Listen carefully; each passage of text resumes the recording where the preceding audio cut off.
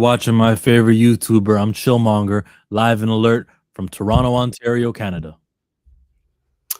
What's going on, Pantheonas? Bust down. It's your boy Marcus from back of the bus. 1/3 of the Pantheon.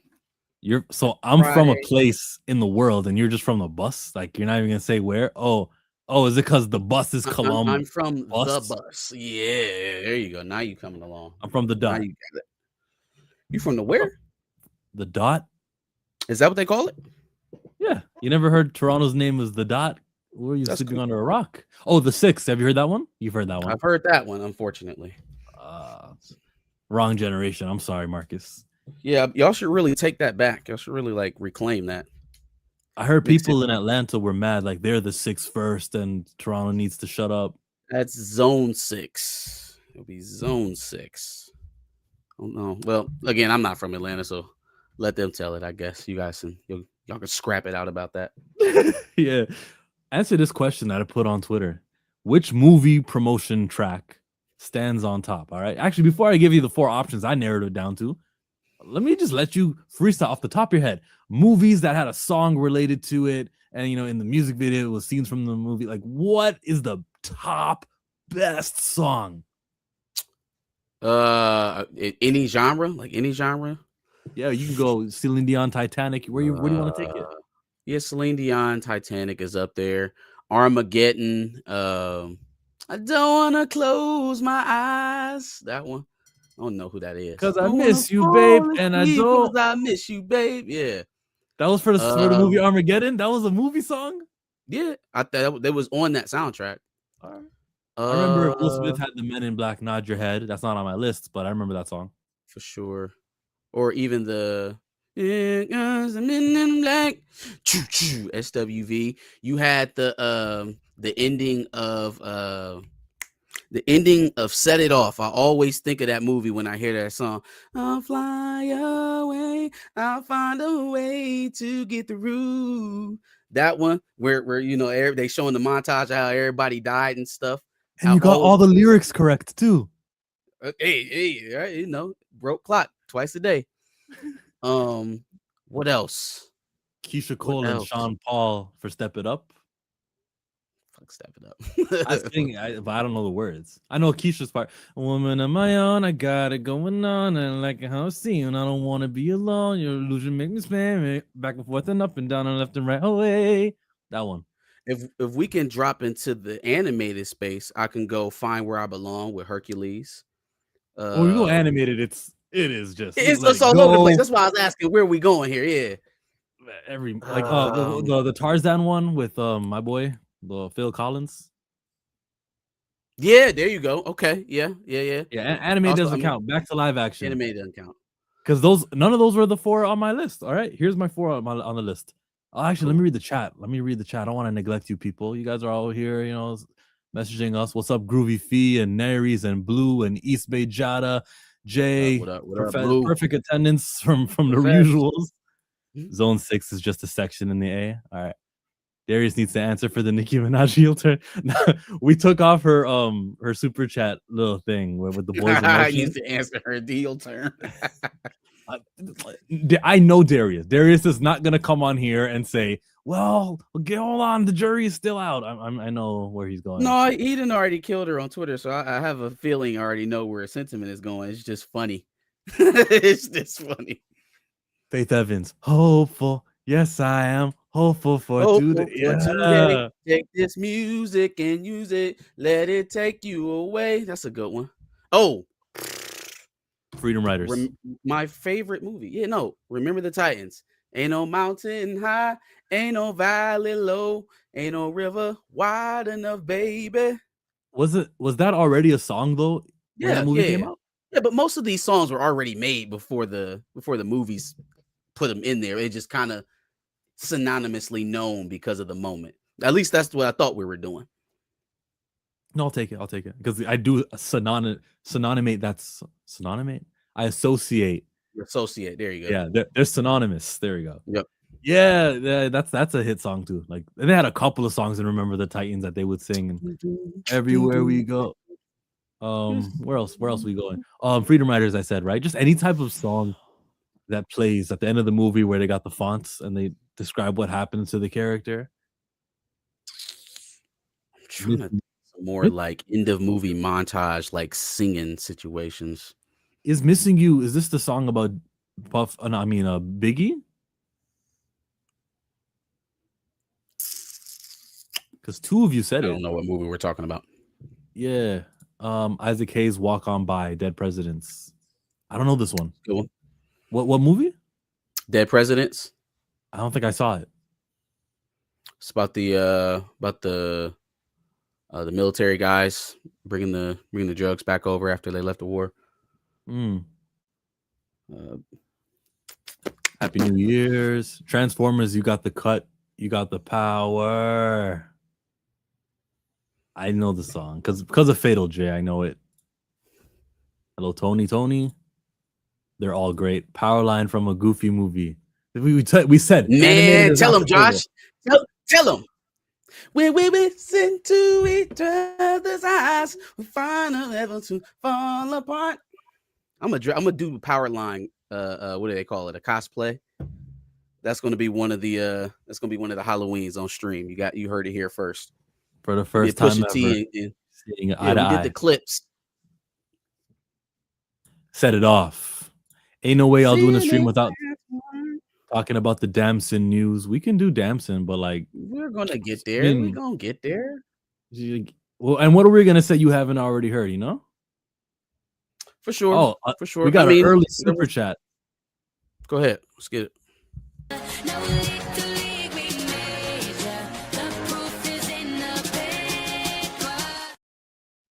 Which is funny because that's a song from Fast and Furious 8, and Fast and Furious is on my list of songs of movies.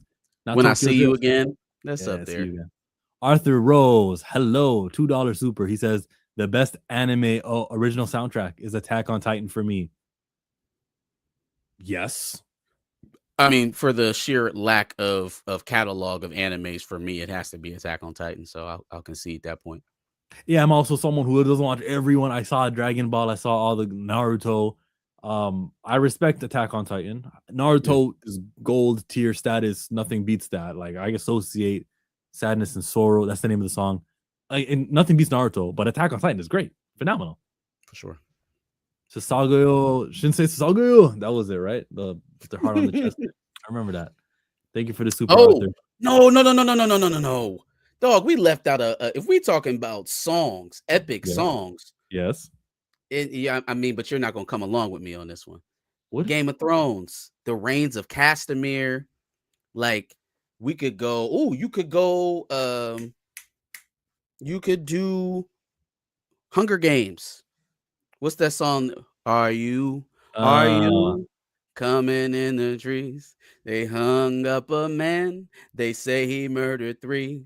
Strange things have happened here. Stranger would it be if I came? Are you in the hanging tree? Yeah, that was that shit. Then The Reigns of Castamere go hard too. It's a very sad song when you actually learn the history of it. But yeah, man, there's a lot of them out there. There's a lot of songs. My list was See You Again, and then I had Shake Your Tail Feather, Bad Boys 2. I had Lose Yourself, Eminem. That was a moment. These kids will never know what Shake Your Tail Feather did to us back in the mid 2000s. They have no idea, nor will they ever know. Lose Yourself, Eminem for 8 Mile. I saw him performing that on an award show like last year. That song, and he did it. There are arguments that song still to this day is like a large percentage of Eminem's legendary status. You could make that argument. I don't make that argument, but I feel like it could be made that if that isn't there in unison with the movie at that time, probably not looking at Eminem the same.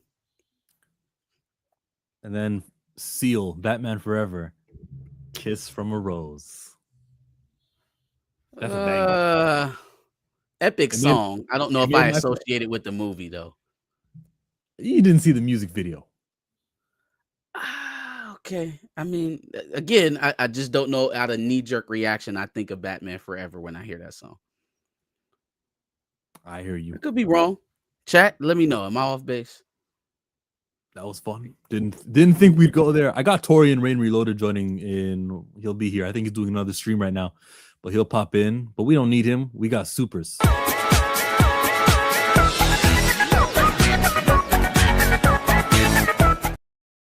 We got one of the Lawrences who watch us. Hi, Lawrence. How you doing?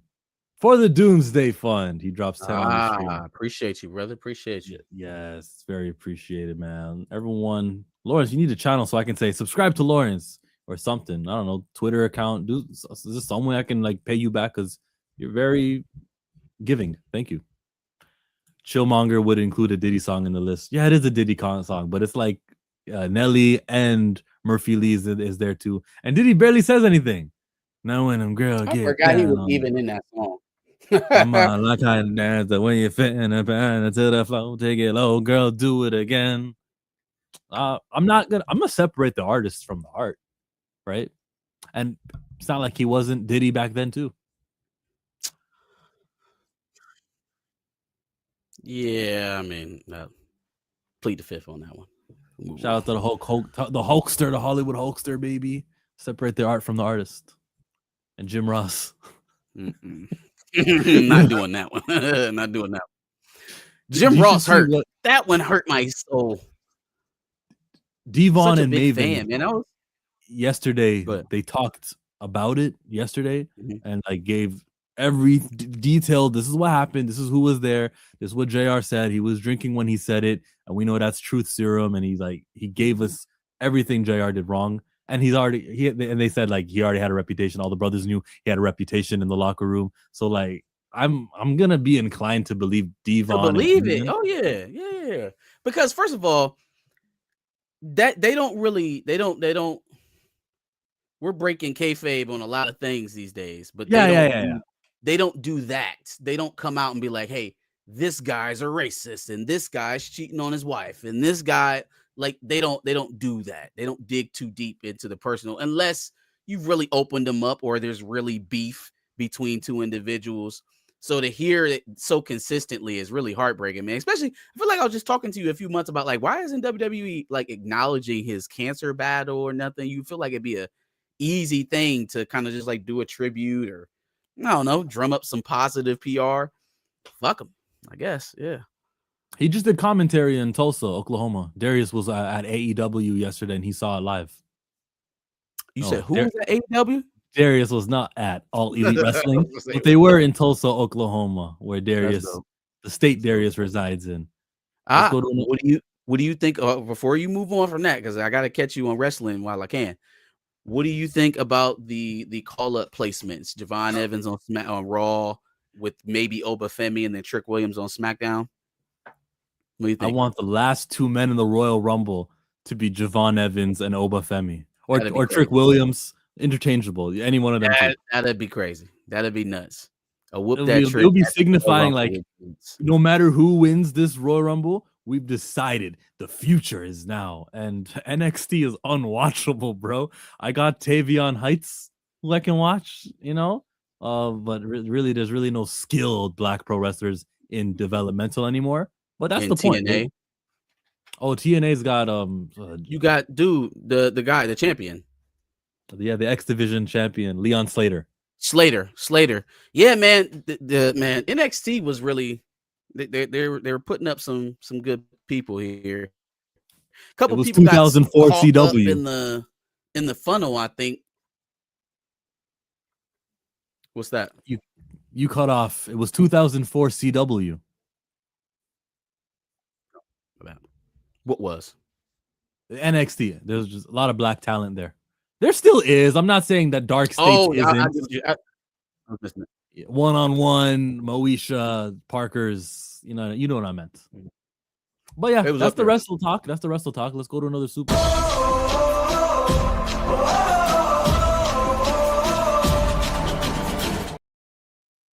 It comes from Lawrence for the Brand New Day Fund. Hey, love it. Spider-Man Brand New Day. Movie, we That haven't dude's seen a not trailer Dragon yet. Tail. We have not officially Well, seen the trailer yet. It's coming out in just the July. leak stuff. Yeah, we're 6 months away from it. If I'm them, I do it before the Super Bowl, and then you do like the 30-second cut of for Super Bowl Sunday. That's what I would do if I was them. That's what they probably will do because they did it with Deadpool, Wolverine, and every other July movie. Do you think that the fact that they started showing Doomsday trailers before Spider-Man implies something about the story? No. No. No. I feel like it should. I feel like it should. Let us theorize, damn it.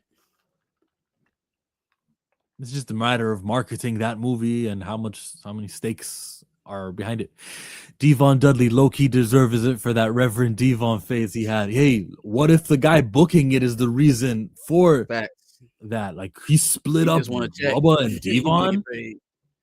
Yeah, man, Jim Ross. Nothing gets past me with Jim Ross. WWE is trash. It's horrible, man. I'm into AEW much more. I think there's parts of AEW that are trash also. Not Mercedes Moné, but I think there's parts that are trash. Just choose the parts that you do like from WWE. And like the Royal Rumble coming up in 2-3 weeks. We're going to say we don't want to see Hornswoggle return or, Chris Jericho or whoever surprise returns. That's not trash. So since we're still talking about this, I'm going to take this opportunity to say how stupid it was for them to launch a show, and I'm speaking low because my son's in the other room, to launch a show that peels back the veil on the entire business. Like, obviously, we know what the quote unquote truth is about professional wrestling. It is the dumbest thing in the world to constantly put it in the face of people, right? I don't think people were this critical of wrestling 5 years ago. I don't think they were this critical 2 years ago.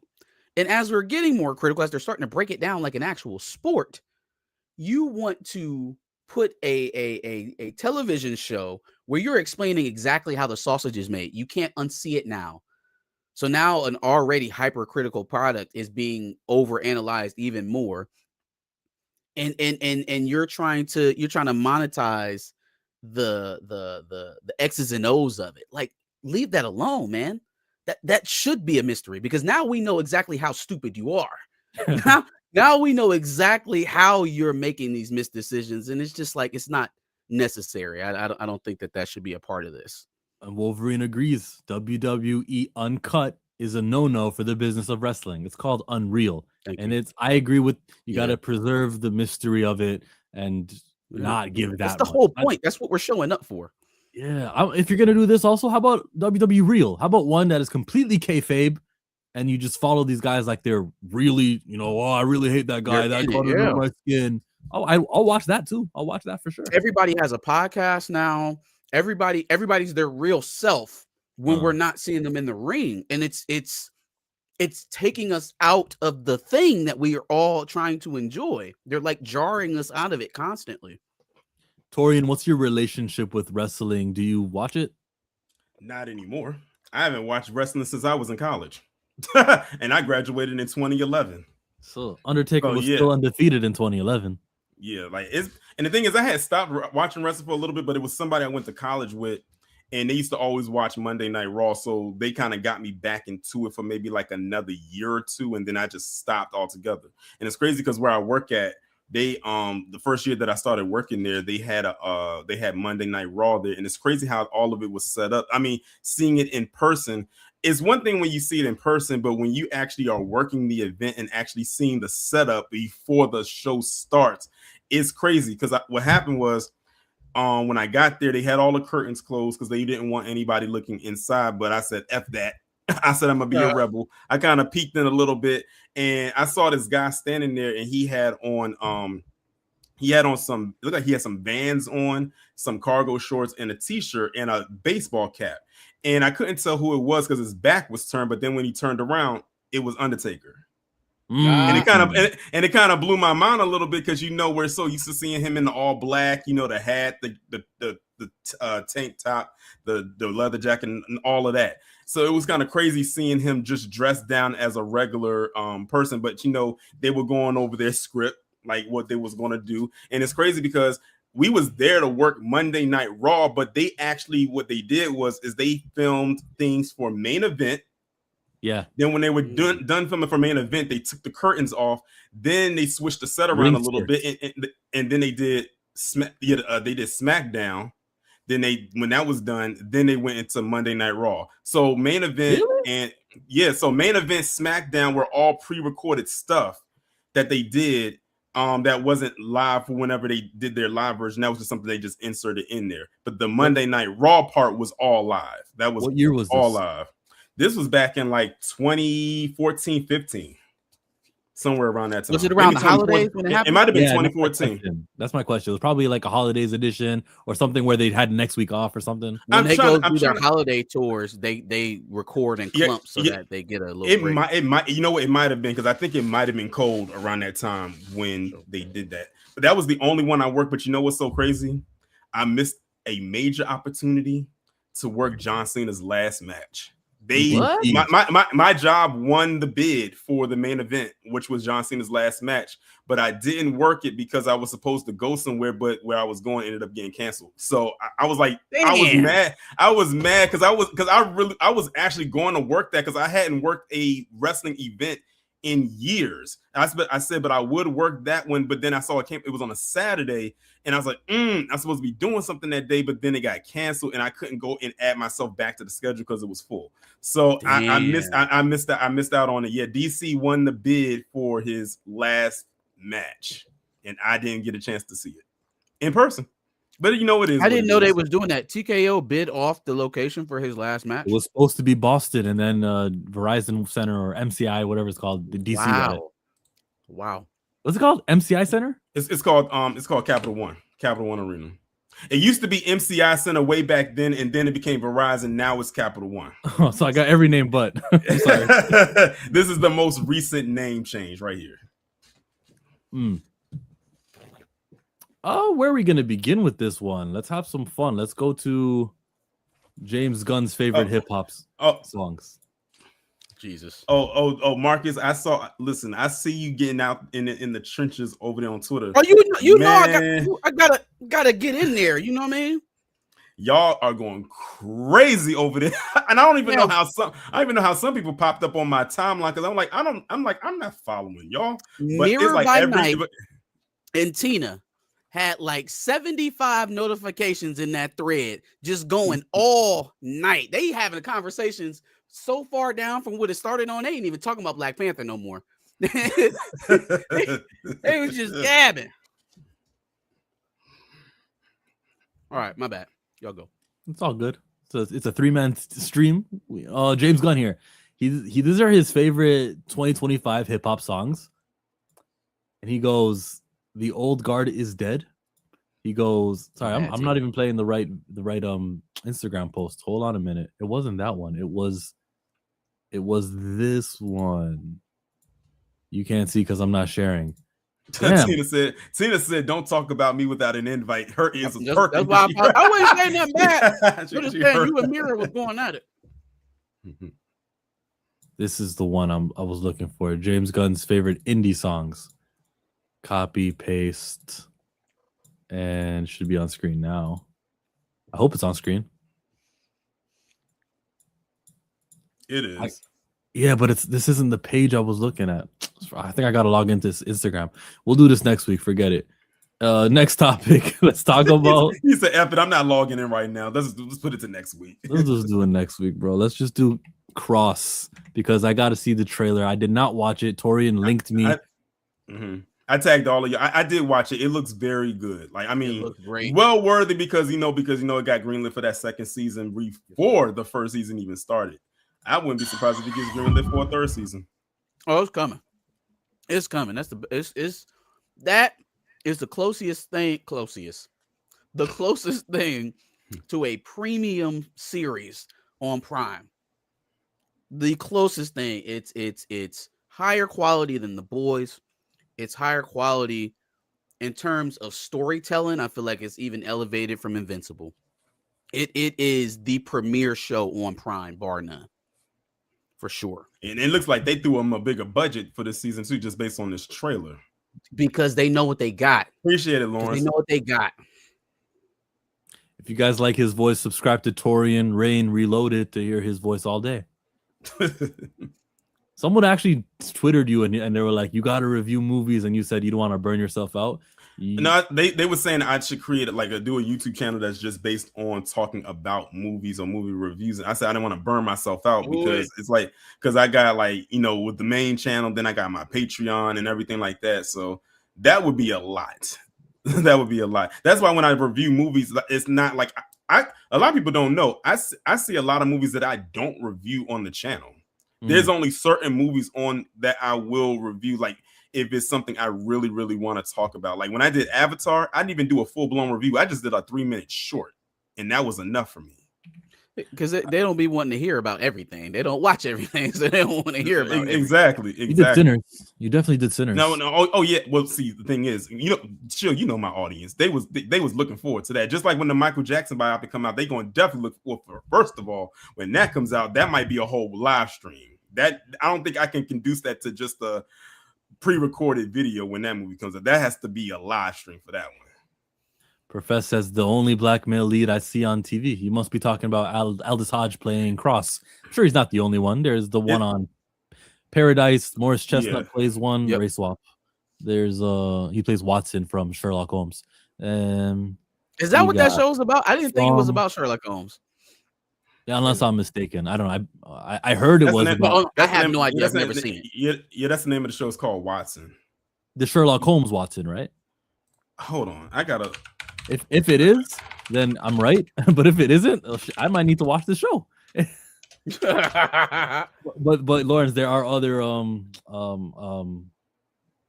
black leads. Yeah, it is. It says it is. It's based off of Sherlock Holmes. Yeah, it's a separate story. It's in the Sherlock Holmes universe, but it's yeah. Let's check out this Cross trailer.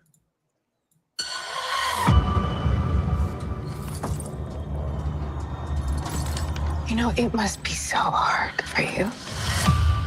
Sign up to fight for truth and justice. But do you know what that badge in your pocket makes you?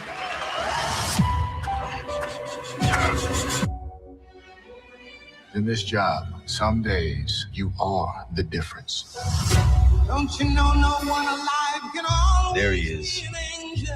Detective Alex Cross, MPD's resident genius. When everything goes wrong, you see somebody. Are you familiar with Lance Duran, Crestbrook Industries? We will end world hunger forever. Someone's trying to kill him. This will be a joint investigation with the FBI. So we're partners. What was in the box? My position, you're going to make enemies along the way. Someone's out for revenge. Not the first time something like that went down. You know exactly where it cut. There's someone who's done it before. Stop. Zoom in. Who is she? Our manhunt is now a woman hunt.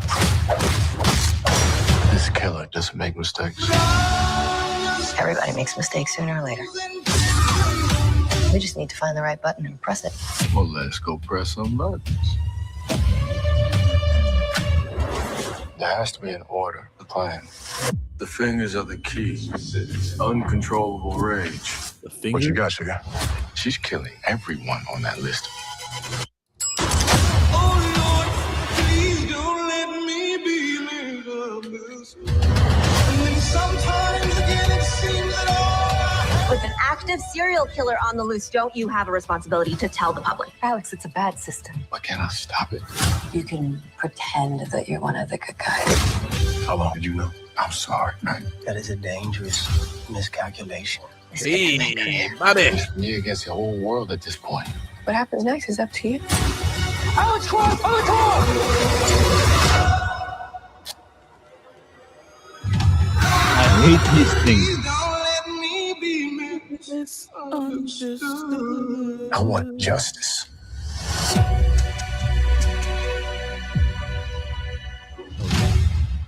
Tarot cards and all that stuff. I hate that. Looks like he got a promotion though. He's like super cop. What is he? Oh, he comes the tarot cards. What's wrong? Maybe with he tarot becomes. cards? Maybe he becomes the chief because the other chief is trying to become the mayor now. Don't ignore my question. What's wrong with the tarot cards? I just hate any sort of mysticism type of like candles. Oh, we're gonna mystical things. I don't like. I'm good with Harry Potter, and that's it.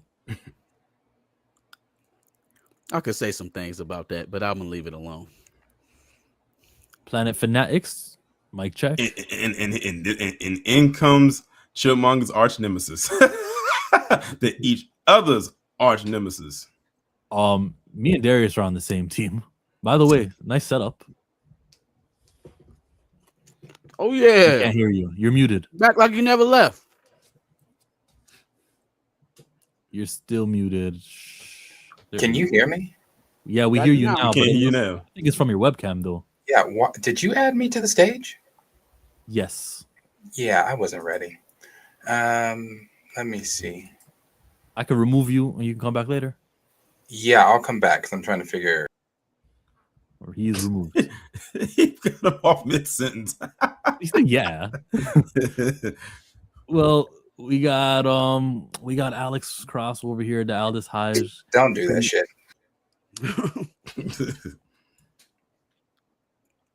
And of course, I'm gonna have a bias, and I said it when the first season was on. Of course, I'm gonna have a little bias to the show because it is shot in DC. Even though I don't live in DC, I live close to it. Those are the Toronto subways. Don't tell me that that's DC subway. This is base station. I know that. Well, I know that's not DC. This more of it is shot where I am from than where you're from, Tori. You just need to relax. And More of it's shot where I'm from than where you're from. Hey, keep it quiet over there at the bus. When something's shot where you're from, we can give you your point. First of all of Ready Player One was based in Columbus, Ohio, buddy. What y'all got, a Drake movie? Yeah, it's called Degrassi Goes Hollywood. Yes. Degrassi Goes to Manhattan, actually. Thank you very much. Yes. Shoot. So I was gonna say something smart. I see they got Matthew Lillard in here, so that's a nice little addition. Yep. Did they show too much, like revealing fingers and then the X-ray of the fingers and then telling us the fingers point to it? That just makes me, when I watch the show, think about the fingers a lot, and maybe I shouldn't. Maybe I should. We don't know when this is going to come up. Yeah, we don't know what episode. We don't know what episode this is going to happen in. Also, a lot of the questions I had coming into season 2, I have even more questions now. Right? I was really on girls. What's the white girl who was helping them with all the technology stuff? Yeah, right. So obviously she was intelligence at the end of the end of season 1. I think she showed that. But how did that play into what Cross had going on? Is she using Cross to like feed information to bigger operations going on? Is Cross in the crosshairs of somebody? Right? Like, is this newer villain from this season? Was that her target this entire time? And she knew it, she was watching, or that the tarot card chick was watching Cross. Like, at first I thought she was the bad guy, but now I'm thinking, no, she's an intelligence. She's a tool. Who's using her and for what reason? Yeah. The bad guy's the one with the candles using blood to X out people on a snake and on Clefairy and all the other. King's Protocol, you are absolutely wrong. Absolutely. Or you could be right. Just don't complain about nothing else that's black on TV. I don't want to hear it. Apparently, I don't know if y'all also saw, but I think they say Yaya is supposed to be playing Creasy in the Man on Fire series that's coming to Netflix. I see you post about that. Cool. So yeah, I had tagged you with it. So I feel like anytime I've ever heard about that character, it was a black man on screen. So I mean, if it's a race swap, it's kind of news to me. Man. Yeah, that's that. Of course, Denzel played him in the movie. I was about to say, like, I love Man on Fire. That was a good movie. It's a Denzel Washington classic. So if they're recreating it, this is just one of those instances, and this is probably like the only veer off point where me and Chill, kind of split ways on the race swap things, is that you can't deny success. And so Man on Fire, to me, recreating that character, Creasy, as a black man seems kind of, it seems more than necessary. It seems like has to happen. Oh, Has to happen. Lawrence said if I mean, Denzel it played the did, character you is know? black now. Yeah, he's black now. You know what I'm saying? Ain't no going back. Ain't no going back. But Because now, now everyone's gonna associate that character with Denzel. With the black as far as the original goes. Now that is the exception and not the rule. It is definitely the exception and not the rule. I'll take that, Marcus.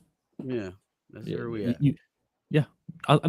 Nowhere. I'll take it. It's the exception. You're not like you're clarifying this only the exception to the rule. Yes, Man on Fire is tight. So is American Gangster.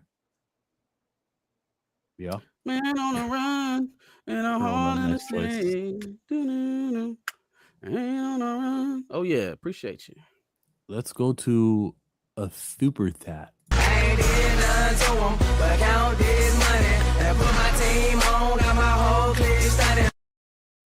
I am too fly. Stephen A. Smith. Him and Nikki are pathetic. Who's more pathetic? Because I saw Stephen A. Smith be early to the party to condemn and say something like the police, they were acting within the law and just volunteering an opinion, not about Draymond about Green the lady who got shot. Yeah, I'm with you. I'm too fly. I think Stephen A. Smith. Maybe Nikki upsets me more though. But maybe that's misogyny? Do we have less tolerance for the lady? I don't know. No, I think Stephen A. Smith's. I think his ambitions are for political office. I think Nicki Minaj's ambitions is just association. I don't think she wants anything tangible. Her ambitions are a pardon for her brother and her husband. Maybe, right? But I mean, she seemed to have been comfortable with that situation this entire time, anyways. So she ain't tripping. You know what I'm saying? He out and they living their lives. And she's technically still more so a Trinidadian citizen than she's a U.S. citizen because she can't even vote. Yikes. Well, my thing is that I think her angle is elevation through association. I think in the political circles that she was playing around with on the Democratic side for all those years, got her to where it could get her. It stalled her out. Rap community is not respecting her the way it wants to be. So let me pivot over here. Let me, sing Mammy and tap dance a little bit, and they'll push me up a little bit higher than what I was over there. That's always been Nikki's thing. Like she feels like she's not treated the way that she should be by like she wants to be treated like Jay-Z. She wants to be treated like her male counterpart on the label, Drake, right? So it's always a thing of trying to get to a higher level of recognition with her. And so I think this is just another path, right? Like I've done everything I can do to climb this route on the left. Let me go ahead and play righty a little bit and see if it gets me even further. In other words, she's grifting. Yeah, for sure. She don't believe a word that's coming out of her mouth. But at the same time, if you're gonna spit it, you can spit it. You know, that is your ideology. For sure. Alex Cross comes to Amazon Prime in February 10. I might have the wrong date. I might have the wrong date. We gotta do something, man. We gotta have like a weekly meetup. Discussion? We gotta talk about the episodes. Yeah, we gotta do something. I plan to do it. So what day does it release every day? That's a Wednesday. Perfect. Next day on the Pantheon. Cross out Thursdays. Nah, I'm gonna do individual video. I mean, sure, yeah, but in addition to it, I'll do. I was gonna say we're already going to be here. You didn't have to think about it that much. Just a little bit of promotion. That's all. Yeah, if you're a fan of the Amazon Prime show Cross, check it out and check. It's really good. They've got something else coming out with Method Man and with Kelly Rowland. Did you see that? I did see that. Yeah. It's like I think it's like a romance, goals, right? like a romance type movie. Yes, and it is called Relationship Goals.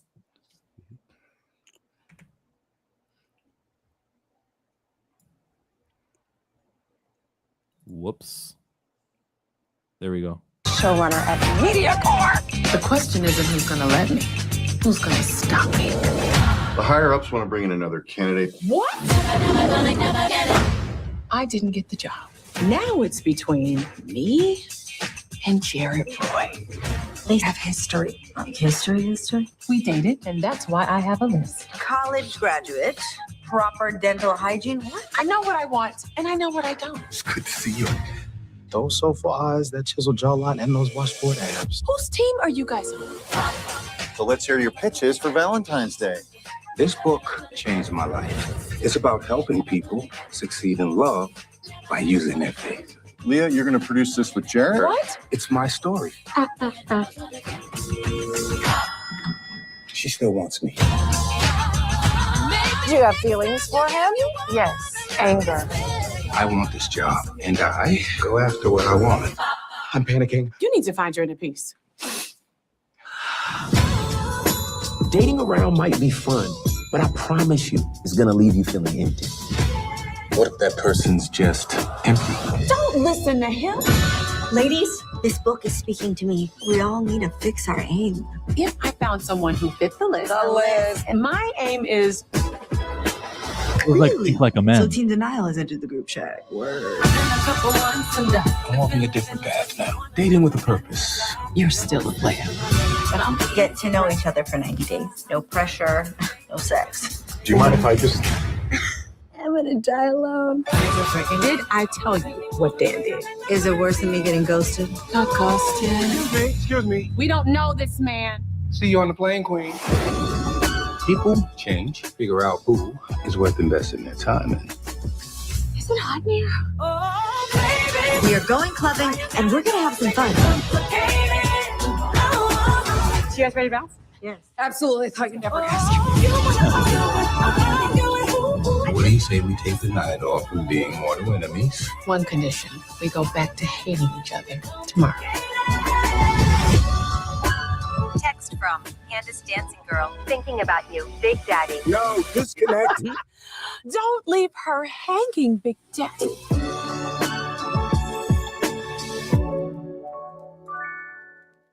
And it's got a movie song, "Complicated" by Kelly Rowland.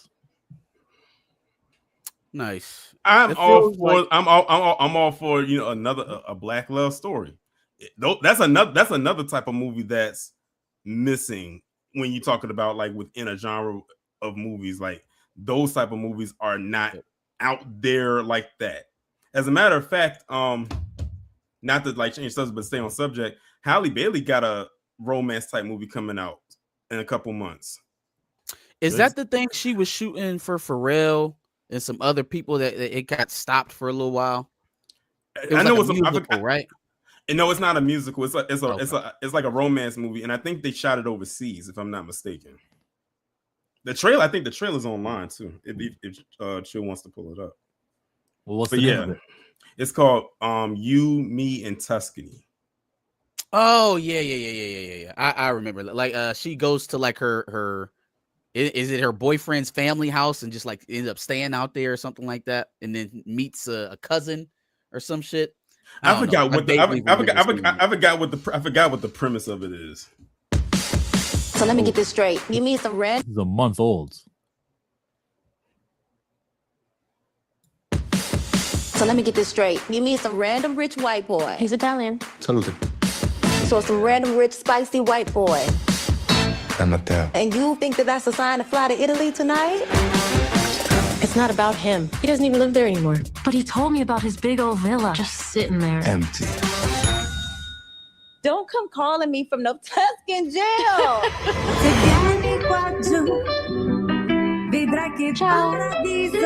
First time to Tuscany? My first time pretty much anywhere. Hello? Who leaves an engagement ring in a junk drawer? What are you doing here? Arresti questa donna! This is all a really big misunderstanding. Dio mio! She's marrying Matteo! Yes! I'm marrying Matteo! What? What do I do? You can pretend to be his fiance, or you go to prison. Either way, it's very romantic. Anna, this is Michael, my nephew. I gotta get out of here. Oh! Buongiorno. Gabriella wants to give you a tour of the vineyard. Why? Aren't you getting married there? Oh.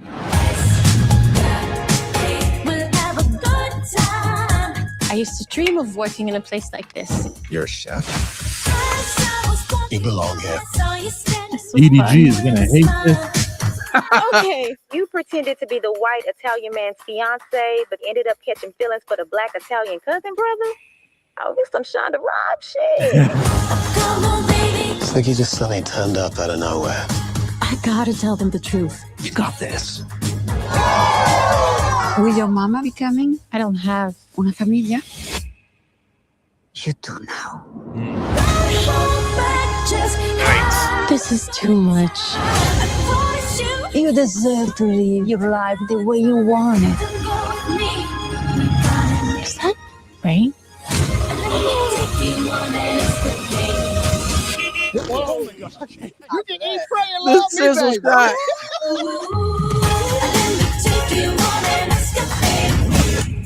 Mateo, what are you doing here? What am I doing here? What are you doing here?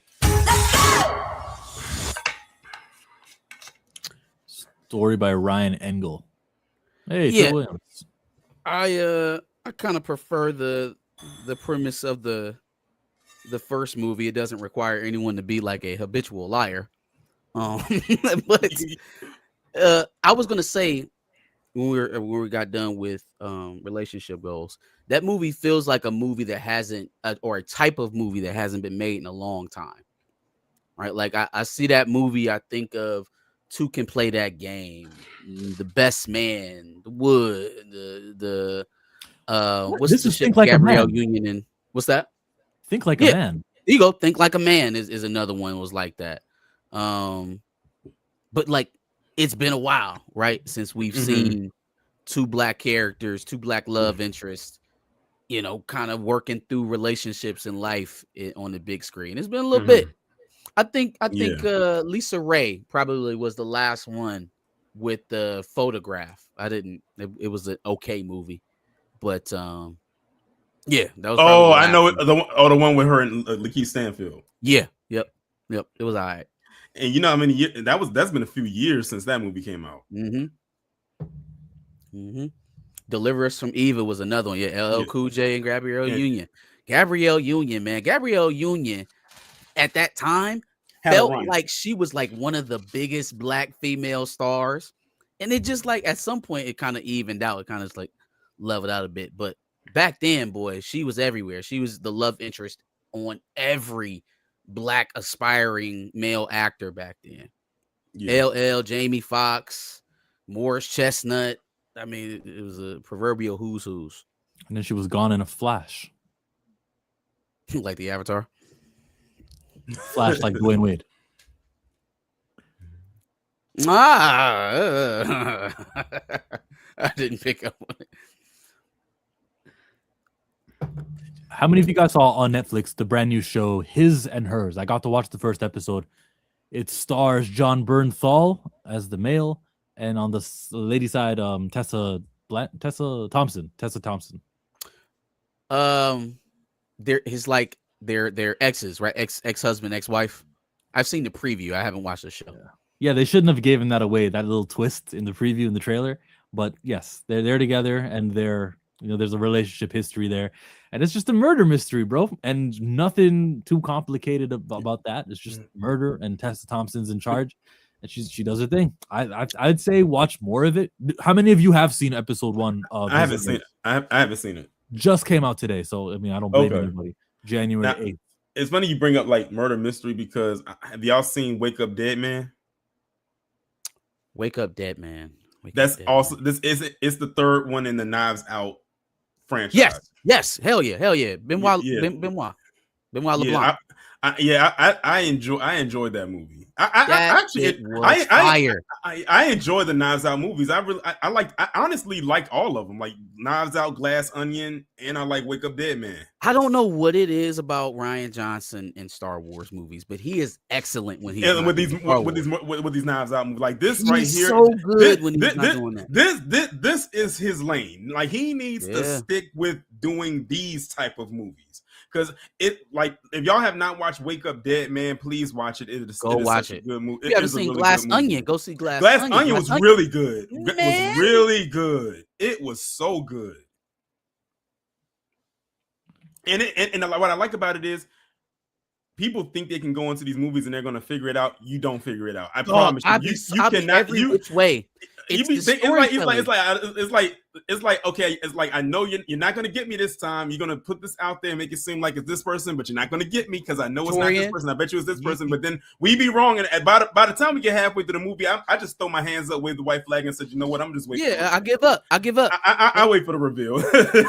you are so right about that, and that's why I was going so hard in them comments yesterday because don't give me fucking lazy ass storytelling or writing and then tell me that that's justification for like overriding lore.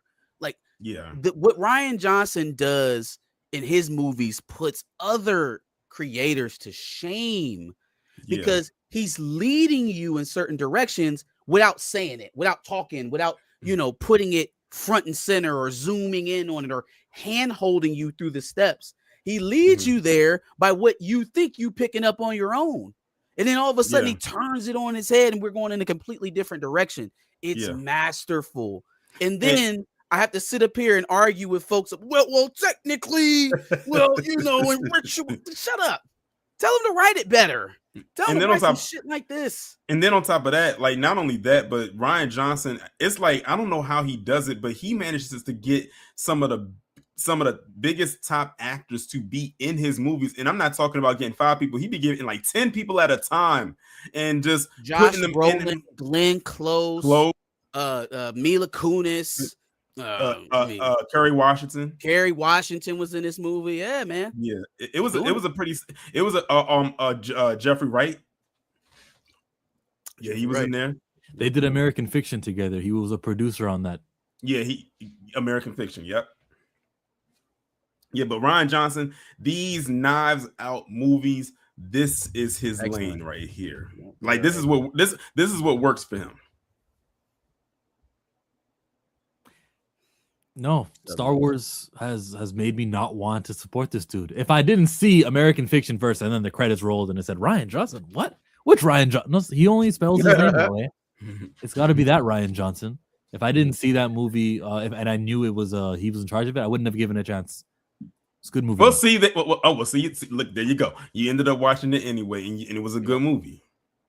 Very good. Super movie. chat. Money big, Uncle Phil, twin Glocks, feeling live. Niggas hate Uncle Tom, spin them off me, carousel, get them off me, go to hell. Lawrence, $10 says, Happy New Year for the Odyssey / the Doomsday Fund.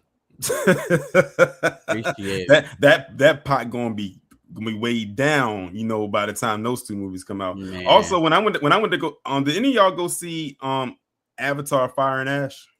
I haven't seen it yet. Not yet. Okay, well, when I went to go see it, Christopher Nolan, he surprisingly just gave a treat to the whole audience, and he dropped like this whole 5-minute, maybe 5-minute plus clip from the Odyssey in the theaters. And the thing is, to this day, they have not released that clip online. So it must have been a thing that was just exclusive that you had to see it while watching Avatar. And it was like literally a whole scene. It was the scene where they're getting inside of the horse. They're getting out of the horse, the Trojan horse, and getting inside, and they have a whole battle. It's like a whole scene that he released, and then it goes into a trailer that they never released. So you had to watch Avatar Fire and Ash to see that clip and that trailer all at one time. And it was fire. It was epic. It was fire. Could I present an alternate theory on why that is? That maybe the company who is having all of their trailers leaked is maybe opening up the cracks to have those trailers leaked all over the internet because it's helping. Right. I think when it was if it happens to one trailer, okay, it got out. You know what I'm saying? Yeah. Then but they leak the whole schedule of them, and you don't change not a bit. Nothing. They didn't change nothing. Yeah, that sounds like a leak. The Odyssey trailer leaked as well. I have it. You got it? Recorded it. They definitely didn't go viral like the Doomsday trailers because I haven't seen it yet. Yeah, no, it leaked as well. But I am looking forward to Odyssey. I remember reading that when I was in high school, and it was in our book that had all these other stories in it. And I remember the Odyssey being the longest story. Like that, the Odyssey is a long story. It is a very long story. Like when in the Odyssey, basically all it means is a journey, and that story did feel like a journey because I don't know how many pages it took us about a month to get through that one story, the whole book. Like it's a very long book. So I trust Christopher Nolan is gonna, knock this one out of the park. He tends to be one of those directors that you can pretty much depend on to make a good film. How do you think they're going to handle some of the mythological stuff? Like obviously the Cyclops is a big part of this saga. That was in the trailer. They kind of showed the silhouette of the Cyclops. We could assume it was a Cyclops, but like, do you think it's going to be like a real life 8-foot monster with one eye, or do you think they're just going to like? For all we know, they probably could have built a practical looking one, and they probably CGI maybe the face. Like, no, that's not what I mean. I mean, in terms of how he's going to present it, is it going to be like, oh well, humans, because they had a lack of knowledge, viewed abnormalities on other human beings as being like a monster or a mutant, or are they literally going to have a full blown Cyclops in there? I actually hope they have the full blown Cyclops. Because I mean, why not? He looked like a full blown Cyclops. I mean, why not? I mean, go the distance, go all the way. Who has a better Cyclops, Odyssey or the X-Men? Stop. That's crazy. Those are two different types of Cyclops. So I'm hoping for the X-Men to pull it through on Avengers Doomsday. Well, I will say that the X-Men trailer for me was the best one that they released, hands down. I said the same thing. The X-Men was the most, the only thing that kind of got your blood pumping, like, oh shit. And I think it was more anticipated too, because people have been wanting to see the X-Men in the MCU for so long, and the way that they presented that, especially having Cyclops, Scott rip off the visors and he shoots the blast. And I said that is how the blast out of his eyes is supposed to look. That looks straight out of a comic book. Like that's how it's supposed to look. Thank you for the memberships to the channel, CJH, Kingsport Cal, Steve over here also with 30 months of membership. Appreciate that for sure. Oh, Lawrence, to your point, to that comment you just made, Tom Holland is going to be eating nice come July. I mean, imagine you got Odyssey coming out 1 week. You got Odyssey coming out 1 week, and then you got Brand New Day coming out the next week. He's up. He got July on lock. He can't. Not only that, but him and John Berthold, because he's in Brand New Day too. So they can't lose. They can't lose. And Zendaya's in both of them too. I think Zendaya's in both. She is of them in both. Too. Yeah, she is. They're saying that she has a new man, and I'm interested to see if it's the same guy that they introduced in comics like 2 years ago. Mm-hmm. And what was his name? Peter? They said it's dude from Ahsoka. Ezra. Ezra from Ahsoka. That'll be the actor. Yeah, he kind of looks like that Paul guy. So it'd be interesting to see another. And his name, and not his name, Iman Vasadi. Something like that. Iman, yeah. No clue. See that dude. You gonna get this new toy? Oh, that's Static. That McFarlane Static. They did Icon a few months back. It's Static's turn now. So I guess that would mean that sales warranted trying it out with Static also. This is like his debut look. Yeah, this isn't their first Static though. Zendaya and Dune too. This is like, my God. McFarlane has, I think this is their third iteration of Static that McFarlane figures have done. Is that right? Like if they ever decide to do a Static movie, this is the look that I want to see him in. Of course, everyone's going to want to see the Static Shock one that we saw in the animated series, but I want to see him in his original suit first. Then if you want to go into the Static Shock suit, you can do that. If he starts at this, by the end of the movie, I want him with the cloak on, with the joint, with the jacket. And let's remember that he can debut in someone else's movie and have him wear that there. But then in a few months, when he has his own movie, then yeah, okay. Because they do got to sell different toys. They do got to have a different look each time, so it only helps. Speaking of DC, I know we got Clayface coming up next year, and And don't forget, and also don't forget Darius's favorite Batmite. I gotta Batmite, do it. Yeah. like all of that's coming or whatever. But Matt Reeves Batman going and getting Sebastian Stan to play Harvey Dent, and they already got ScarJo. Hey, listen, man, listen. And somebody did a mock-up of Sebastian Stan as Harvey Dent. I'm not even gonna lie, that AI imagery looks kind of fire. Shit is about to go. Not even gonna lie. This shit is about to go. Okay, I mean, I think we're gonna have a come to Jesus moment. Like, we can keep kicking this bucket down the line if we want to, but I can already see where this is lining up. They're gonna do the Batman 2, right? And it's gonna kill. It's gonna do more than the Batman 1. Then they're going to start rolling out. If they even get that far, they'll start rolling out Brave and Bold, and then it will get kind of middling responses, maybe a little bit confusion from the casuals. And then there will be a serious talk with James Gunn. Like, hey, listen, do we need 2 Batmans? I mean, you got one that seems to be going pretty well. Work it out with Reeves. Let's find a way to make this work.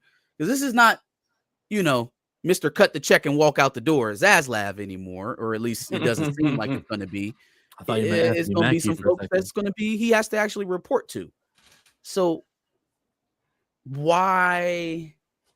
I don't see this thing going away, man. Like it was a $700 million film to begin with. It's only got up to go from there.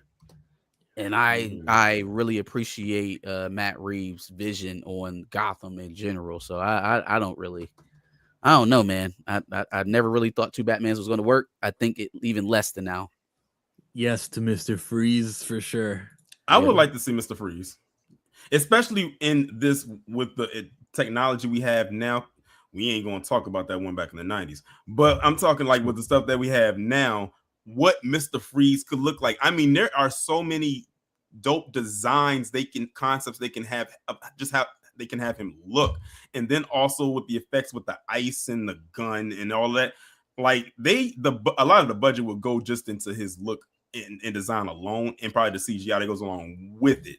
But see, I don't think Reeves would do that though. I don't think he would go into big, heavy CGI. He's already kind of showed us what his villains are in Gotham. They're human beings. Yeah, because the Batman was very practical. Yeah, it's very practical. So when you look at something like the Riddler and how he presented him, I'm thinking like a sociopathic serial killer. And he just happens to use ice or freezing his victims as his calling card. Like I don't see the Arnold character that actually has freeze guns and minions and stuff like that. I think if Reeves does Mr. Freeze, it's going to be something, excuse the pun, chilling. I think the fuck out. No. Absolutely. It's gonna be chilling.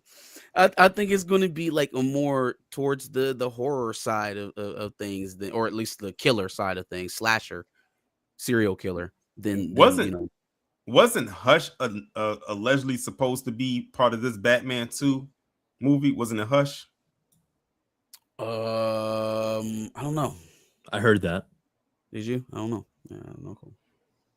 And I think I also heard something about the Court of Owls was going to be there as well. That was in James's thing. Yeah, he was trying to do the Court of Owls with Damian, but like you jumping way down the line, brother. Like you getting way into some stuff.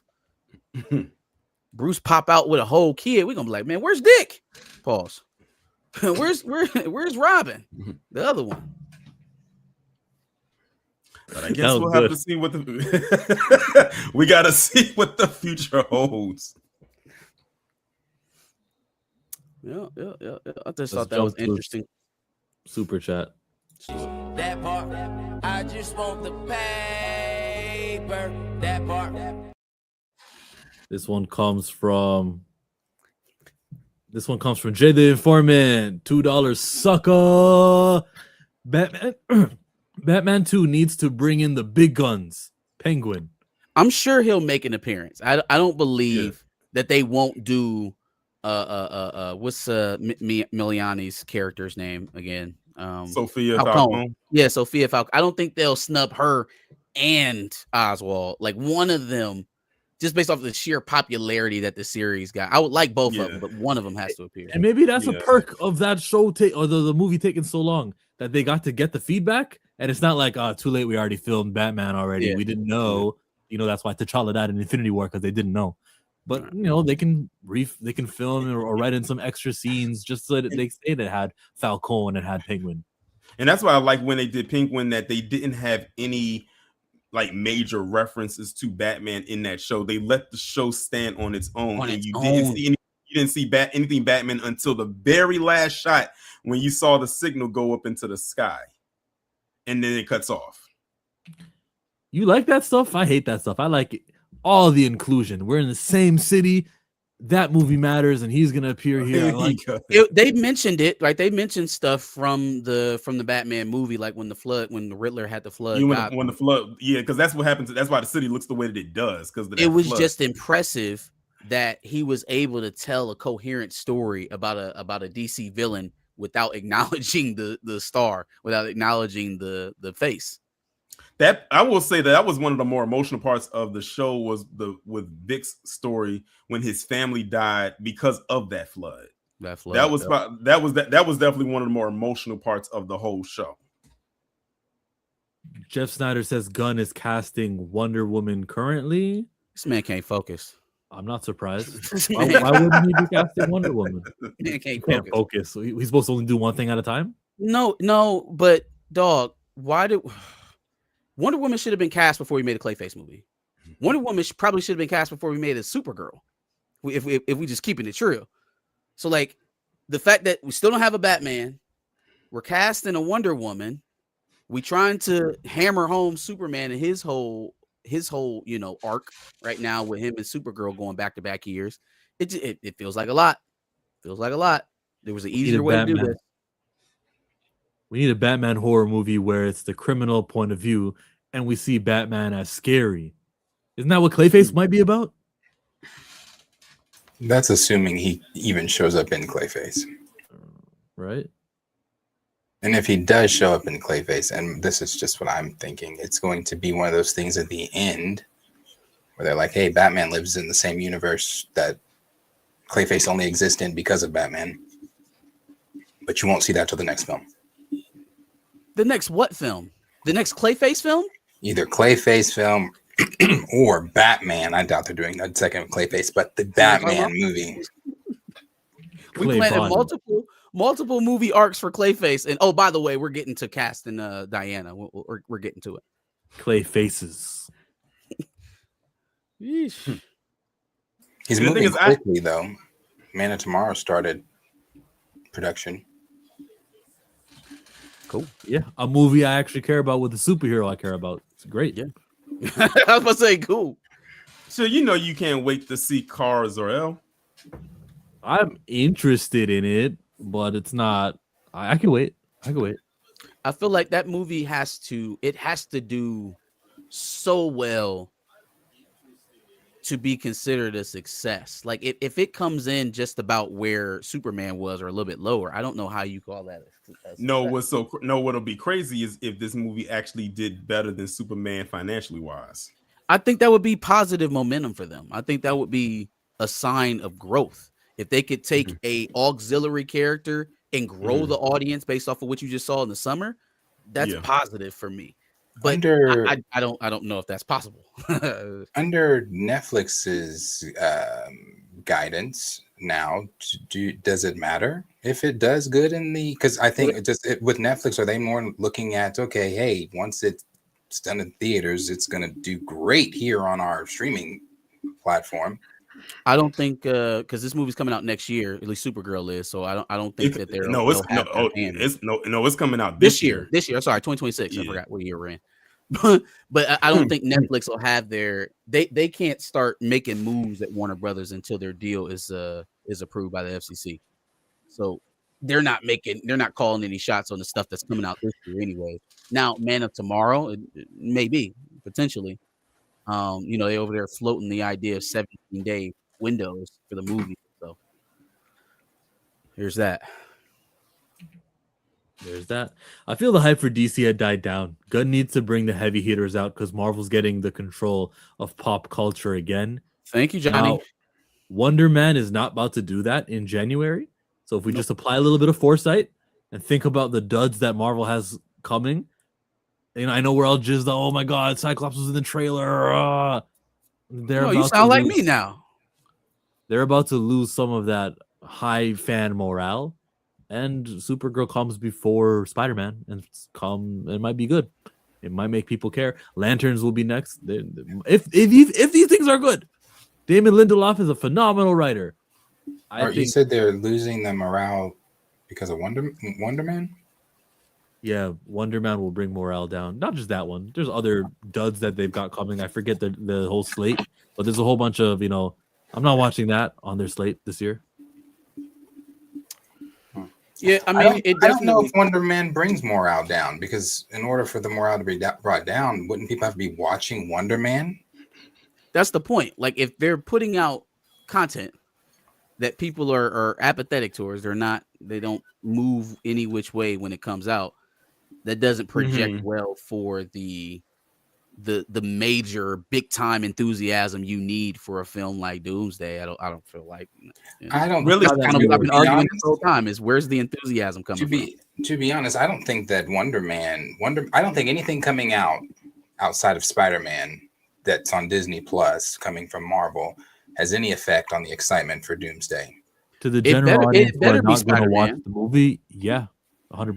To the audience who are listening to this, a lot of the people watching now have seen Eyes of Wakanda, Friendly Neighborhood Spider-Man, X-Men 97, a lot of the viewers right now that we're talking to. But you're right, when it comes to the casual viewer, they didn't check Agatha, just like they didn't see Secret Invasion or She-Hulk, and it won't really affect them. Well, I won't hold it against them if they didn't watch Secret Invasion, because that was some straight garbage. Yeah, I think the excitement for Doomsday, I think they've got, I don't know what everyone's algorithms look like. I'm seeing it on, it's kind of 50-50. You've got your people that, I want to say 50-50 because I think it's three different groups. I think you've got your group that's going to hate whatever they put out, whatever it is, just because that's the popular thing to do. I think you've got your group that is with actual criticism. And then I think you've got your group that just, then there's the normie group that's, from what I've seen, eating these little trailers up. They're loving this shit. Do you see RDC World do the video about the trailers? Who did? RDC World. Mark? Mm-mm. Yeah, you might like it. I won't spoil it. It's just he reacts to the trailers. So I feel like the factions you described are pretty accurate. I feel like there is the people who are going to make their money off of Marvel's downfall if it comes to pass. I think there's people who are a bit sycophantish who are going to cry at the trailers, and that gets them on their local news. And then I think there's people who are kind of I think there are people who are kind of in the middle or are still skeptical. That's where I would count myself at. I think I'm still skeptical about what's going on. I want to see more about the story. And the one trailer that had the most narrative in it, that had the most hints or clues about what the setup for this movie is, it was a little underwhelming to me. I mean, I guess you can kind of get excited by the prospect of the underwater Mexicans being on land.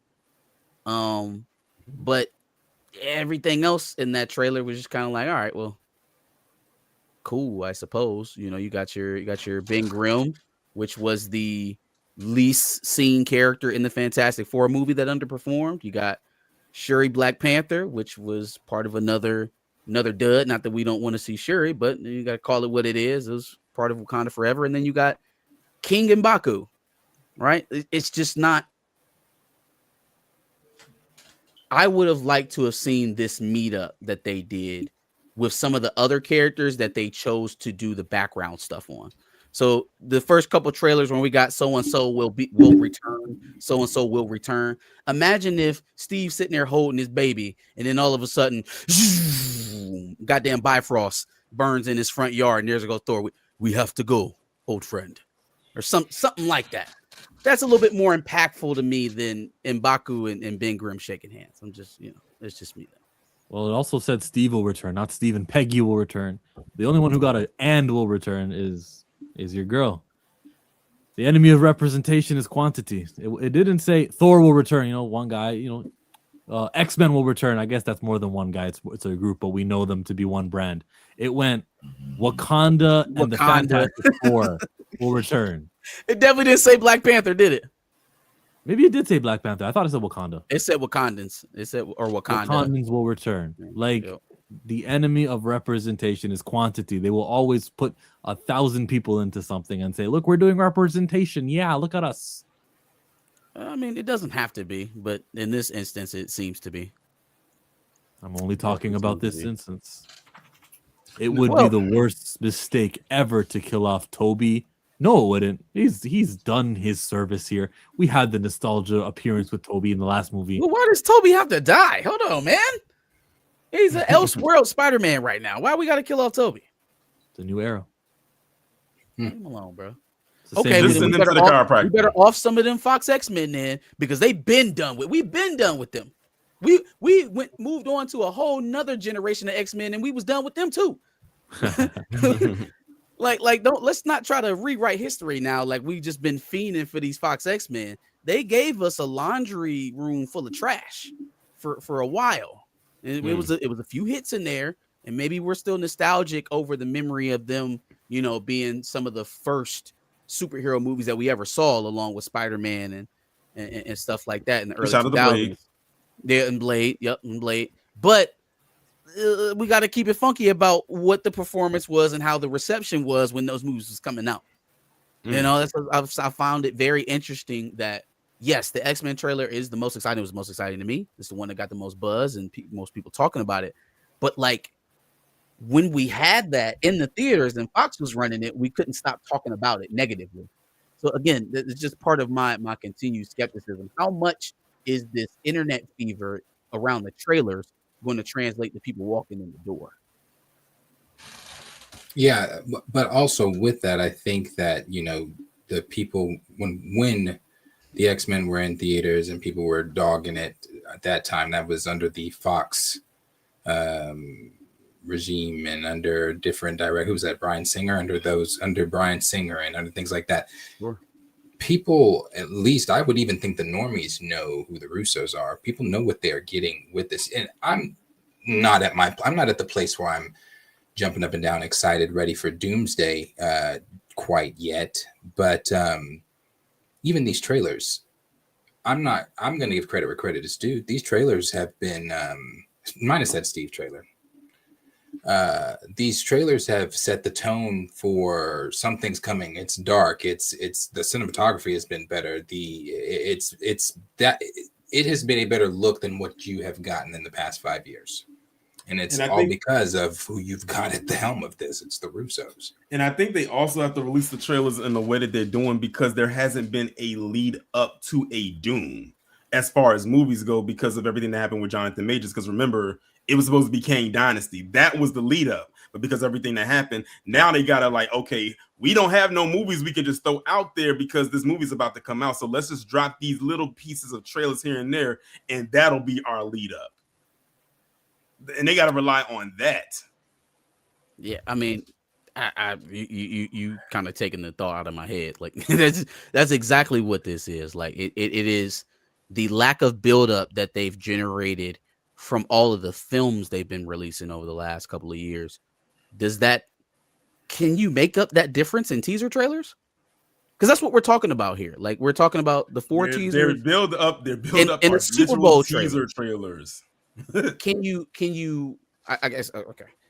The type of stuff that we got from Black Panther, Captain Marvel, Guardians, Ant-Man, that type of anticipation, can you recreate that off of teasers?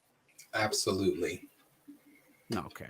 Well, and the reason, no. I mean, if we're being realistic, absolutely, yes. This is, and I don't know how we haven't seen that with these trailers that have come. And again, maybe all of our algorithms are different. I don't know what everybody's seeing on theirs, but just the buzz around these trailers, it's not Infinity War and Endgame level. At least they're not on that I've seen. That's a different time. But it is you're throwing again, let's just use the one everybody keeps talking about, the X-Men trailer. You don't think you give a full-length trailer? Let's say at the Super Bowl. Let's use that one. A full-length trailer at the Super Bowl with the X-Men, and you've got Doom and whatever the fuck is going on in the trailer with dialogue and action. If the X-Men trailer alone, that minute and 20, with just the X-Men, is getting people pissing their pants like, oh shit, the X-Men are back. Now I'm excited. What do you think a full-length trailer is going to do? Have they ever done a Super Bowl trailer for a minute 20 before? No. This was, I guess the Super Bowl one's supposed to be a full-length trailer. Have they ever done like when you say the Super Bowl one? Do you mean that during the game it'll play, or do you mean they'll put it out? They might play like and this is something they typically do. They'll play like a trailer that's made just to fit a certain amount of time in the Super Bowl, and then they'll say full trailer online. Yeah, they'll probably do it because I know they did that with Deadpool and Wolverine. So they'll probably do something like that. I have a memory of them doing it that way. They don't actually do the trailer on the Super Bowl because it costs so many millions of dollars per second. Famously, I think it's $8 million per 30-second trailer. Probably. And don't forget, some trailers drop the week of the Super Bowl, right before the Super Bowl, because that's what they did with Fantastic Four. They dropped the teaser for Fantastic Four like literally 4 days before the Super Bowl happened. Okay. Instead of dropping the teaser on the day of, because I think it's because of like spacing. Because you got to think, for a lot of these companies, when the Super Bowl happens, they got to get their stuff in at a certain time, like it's deadlines they got to meet. And whatever doesn't get there, they just put in there like to come out the week of, and it happens before the game itself. So to piggyback off of what Darius was saying, he was like, "What do you think the full length trailer is going to do?" I think it's going to go viral, just like the other leaks have gone viral. The issue is that there was nothing behind that was already supposed to push that momentum forward. And there's not going to be anything in front of that until you get to Spider-Man. I think that they are looking at a boost coming next year before Doomsday. I just don't think it's coming from these trailers. I think if Spider-Man Brand New Day goes out there and performs exceedingly well, which I expect it to do, and it references the narrative that is being built for Doomsday, that would be the best case scenario. Because now I've come to a movie, I paid money to go see a Marvel movie, and now it's promoting in this movie where I've already paid my money, right? We're trying to get back to connected universes. Now they're acknowledging that there's some sort of all-encompassing narrative happening again.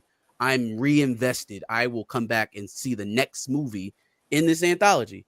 If it's totally disconnected from Doomsday, I don't see how the hype from leaked trailers or even a Super Bowl trailer in February last another 10 months all the way into the following December. Spider-Man's not going to be disconnected from Doomsday. The events of Spider-Man will lead into Doomsday. The events of now, I'm not saying that people are going to watch Vision Quest, but the word of mouth could generate. I'm personally watching Vision Quest, but the word of mouth could generate people to watch Vision Quest. Vision Quest leads directly into Doomsday. And if the rumors are to be believed, cover your ears if you don't want to hear this, Star-Lord and Wanda are supposed to be in it. We'll see.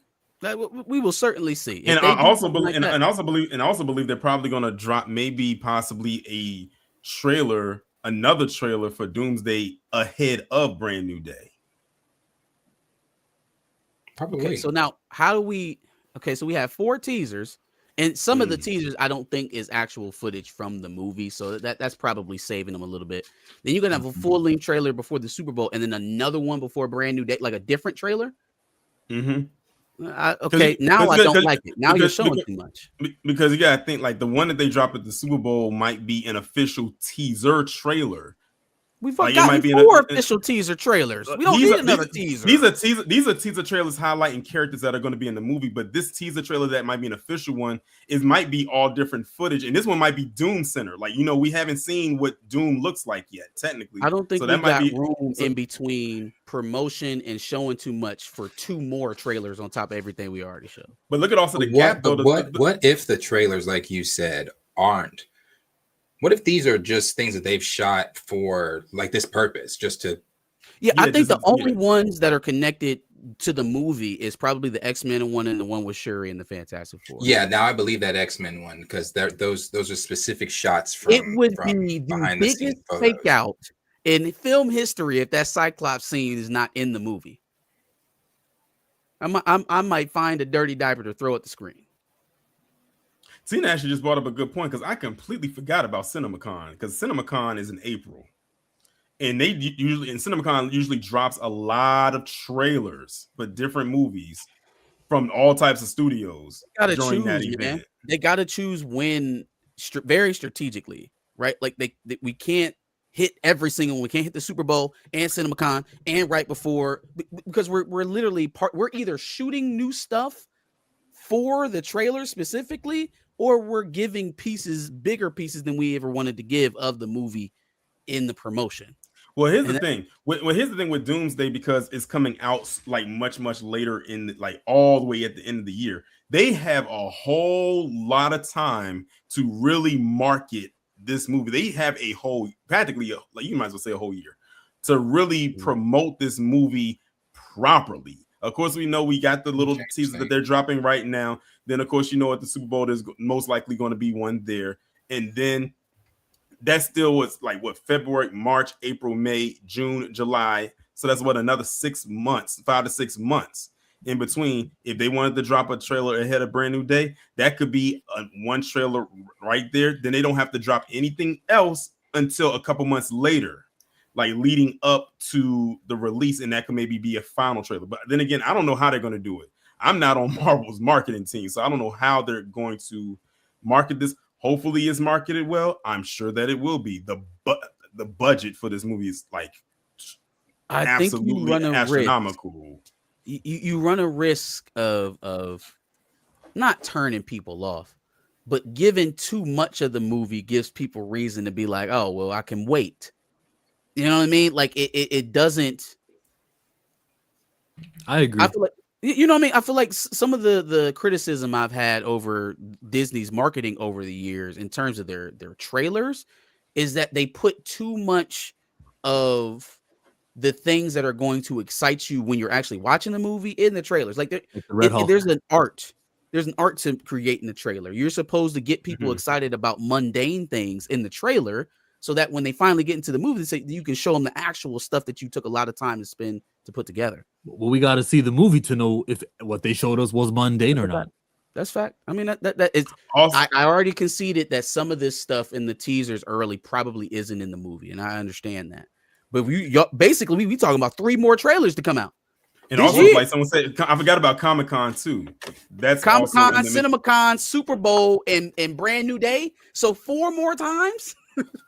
Well, see, the thing is, when it comes to Comic-Con, that Comic-Con is going to be in the same month as Brand New Day. So I don't know. Okay, so that's one. Like, that's one drop. So that might be one. Or what they might do is at Comic-Con, they might show a whole different thing than what they show ahead of Brand New Day. It might be a trailer we don't see. See, that the people who are there are going to see. With it coming out this year, Comic-Con is in the summer. That's the one that's in July? In July, yeah. Okay, that start teasing Secret Wars. Whatever you can tease for Battle World at that point. Obviously, you've shown us some of what is to come. You've shown some even minuscule part of an incursion by now, right? If we've shown 2 more trailers, we've gotten what the main conflict is and what the duress is. We've seen it by now. Okay, so now start showing us a little bit of what is to come. You don't have to totally reveal it, but we know that there's going to be a mashing of worlds of some sort. You can do that at Hall H. Don't oversaturate the marketing of Doomsday, though. Phase 7 announced. Tell us what's coming out after Doomsday. Black Panther stuff. Doctor Strange 3. The post multiversal saga. The mutant saga. I think it's calling it the mutant saga.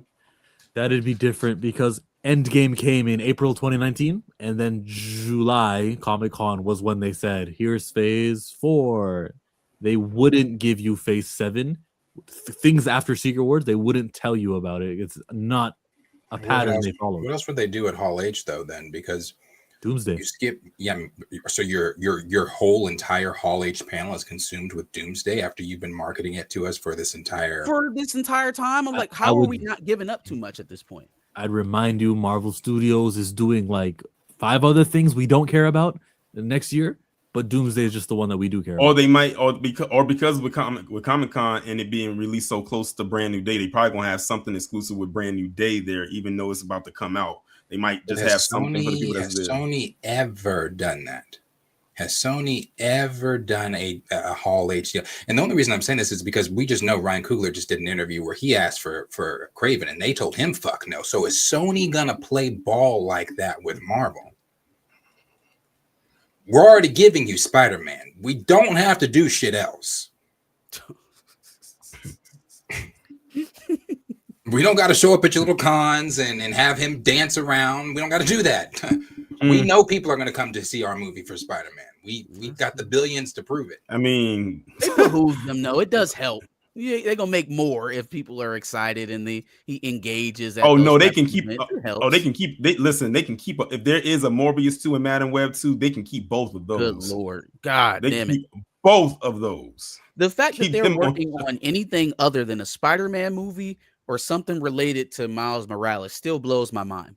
Still blows my mind. There's 2 things in that studio that make money: Miles Morales and Peter Parker, and they and Spider-Man, because Spider-Man is always gonna make money no matter what. Well, and they let Kevin Feige drive the boat on one of them, and then the other one they just kind of pushed to the backside like they ain't never made him no money. And it's such a shame because it's funny you bring up Miles Morales because we should have been wrapped up that trilogy. We should already be. We should be talking about how they're going to introduce a live action Miles in this Miles Morales. Saga. Yeah, that's what we should be talking about. Pascal answered that though. She said, "We are not discussing," and I think I'm not speaking verbatim here. We are not discussing Miles until we wrap up what we're currently doing with that. She's an idiot for that. That's dumb. That's first of all, even if you took that stance, you leave people on the edge wondering whether or not he's going to come out. You don't confirm. No. We haven't started anything with old Miles. No, we're going to wrap up. Okay, so then how are you growing interest in that property then? Delaying the rest of the animated saga, telling people they got to wait till the end of the decade to get a live action. Like, who taught you how to do this? Like, what? Talk too much. Talk too much. Lauren says it took longer because of the animation strike. I feel like they caught a couple of delays after the strike was well over. But I mean, if it's still from the strikes from what was that, like 2021, 2022? 2023. 23. Hold on. Whatever year Barbie and Oppenheimer came out, that's 2023. Like that was years ago, man. I don't want to hear that a film has to be delayed till 2027 or 2028 because of the writer strike or the VFX guy strikes. It was years ago now. Shamik Moore still didn't move on. Now, on the Wakandans trailer, there were some people that were buzzing on Twitter and on Andre Ware's, because Andre shared, he quote retweeted it and said he wasn't interested. T'Challa, recast T'Challa, all that kind of stuff. People were going at him. I have stayed out of that. Now, there's people I go at, but I've stayed out, but I have seen them on there saying, bringing back up Suri this, Suri that, and I guess maybe they were just waiting because one thing I had said was the Suri people had been gone for a long time, but they are back. They're not back out now. They are like, they're like, yeah, sir, she's, where's the respect, all this kind of stuff. And to the person that was saying, when the one thing I did say when they were like, when I said, did you watch? To the person that says like Suri or whatever the whole argument was, she said it. She basically said in the damn trailer, yeah, M'Baku has his duties and I've got mine. They don't cross. So she basically already told you, like she said, like we were trying to get at, like she said in Forever, she gave up those duties of being Queen and Panther together. She didn't even really want to be Panther. All right, I'm gonna spend a Wants to couple go fuck minutes. off at the wherever she was at the. I'm gonna at spend a the couple minutes beach. talking about that, and then I'm gonna Here we leave it go. alone because I spent all day talking about it. Yes, I know your fingers was hurting, and I'm not doing it no more. Okay, I understand that there was some confusion based off of Black Panther 1 about how the Black Panther can be king or not be king and be Black Panther, how that could be separated. Let's just break it down for a second. There is a royal family in Wakanda that has ruled there for centuries, right? And so at Warrior Falls in Black Panther 1, when all the other families stood down, they were acknowledging and respecting the line of succession. It was only the Jabari who wanted to challenge, not just for to be the king of Wakanda, but to be the protector. If M'Baku would have won that fight, there wouldn't have been any more Black Panther. The Jabari would have ruled Wakanda, and it would have taken on a representation of a gorilla, the gorilla god that they pray to. There would be no more Black Panther. So when you sitting up here talking about, oh well, no, they can split it up because it was split up between T'Chaka and T'Challa. They were part of a royal family. When T'Chaka could no longer wear the suit and do the duties of the Black Panther, he put it on his son. That's why M'Baku challenged T'Challa, and he never popped out and challenged his daddy. Did T'Challa challenge his daddy to get the Black Panther suit? Of course not. He's next in line. So now when I apply that to Wakanda Forever, and I see, okay, obviously with everybody else being wiped out, Ramonda, T'Challa, everybody's gone. Shuri's next up, right? So if Shuri doesn't compete, right? And I get it. She abjected. She went to go fuck around with Nakia in Haiti. She had other shit to do. That's how it was written, folks. That doesn't mean it lines up with how this shit is supposed to go. Has somebody in there talking about, oh, so you mean just because Eric Killmonger isn't T'Challa's cousin, it doesn't apply in the MCU? Fam, they gave that man a whole made-up daddy. His father is literally not part of the family tree. Stop quoting movies to me when we talking about comic book stuff. Jobu. You cannot keep his own father safe. What did you say to Shuri? Shuri she scoffs at tradition, he said. And our technological advancements are overseen by a child who scoffs at tradition. If you could trade Winston Duke for Nicki Minaj, would you do it? In a heartbeat. Shit, I trade her for Nate. I trade her for in a heartbeat. I'll trade her for Nate is aggressive. That's crazy. I think they hang in the same circles. You got to get a Trinidad and Tobago in. It can't be. Nate Moore is ineligible. Sorry. But you know what, Darius? You were talking about we always had this debate about what people are feeling online. When I was going through that, it was a proverbial who's of bot accounts. Accounts created in 2025, accounts created in 2024. They got 26 followers. They following 1,400 people, and they just so happen to find my shit talking about Black Panther. I am not looking at that type of energy and being like, oh shit, man. Look, well, I guess we're sunk. We got to let it go. You know what I mean? Like, there's too much fake engagement on these apps for me to that app. Let's be real here. That app in particular. That app in particular. For me to truthfully be like, oh, well, that's where the audience is at. Because so often it doesn't line up. It just doesn't. And what we've seen out of Marvel's box office is a lot of this. Every now and again we get one of those and a lot of that. So I'm trying to get in the middle of genuine interest behind the X-Men trailer, but also knowing what the cold hard truth of it is that Marvel Studios, the MCU, has not produced a knockout film in some time. right? The ones that we lean on for examples of how they're going to make this money came from Fox and came from Sony. So it feels like they got a lot on their plate. They got a lot planned for this year to get the movie bumped up. I already feel like I know what their best course of action is. We'll see if they actually get it done that way. I was on another live right before I came onto this one. Do you know that all of the billion-dollar films that came out last year were non-comic book movies? Zootopia, all of them. Zootopia 2, Avatar, Knees-High 2. And I feel like it's and Lilo and Stitch. And Minecraft did 900 million. Yeah, it got close. It was like 50-something million short, but it got close. But all the billion-dollar movies that came out last year were non-comic book movies.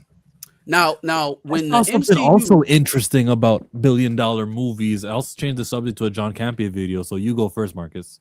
I was just gonna say, when the MCU is lagging behind Disney animation and Disney live action creations, you know we're in some scary territory at that point. And James Cameron made history. He is the first director in history to have $4 billion films consecutively. Yep, Titanic, Avatar, Way of Water, and Fire and Ash. Clint. All made $1 billion. James Cameron. I'm from the same province. So is John Campia. Let's play this video. It's relevant to box office. IMAX. As according to a new story in Deadline, IMAX had its all-time greatest box office year ever with, I believe, $1.28 billion just in IMAX theaters.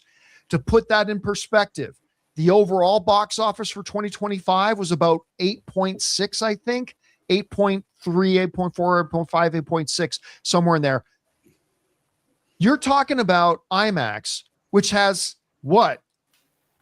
5% of the screens? Less than 5% of the screens? Making like 15% of the box office overall. Crazy. Anyway, Deadline writes the following. He basically summed it up there. And if we remember, there is a particular movie that is coming out in IMAX, which we all care about. And yet, it's January. And like right now is January. How badly do you guys really want to go to the movie theaters, right? Like, not really. And if we do, what are we going to see? Something that came out in December, Avatar. But Children of Blood and Bone is a movie coming out in January. And when they say this movie's coming out in IMAX, that's what they're talking about. Because the people are drinking the Kool-Aid of IMAX. Overall, the industry is poor. But for some reason, we're making more money in IMAX this year than we did last year. And we project that it'll happen again.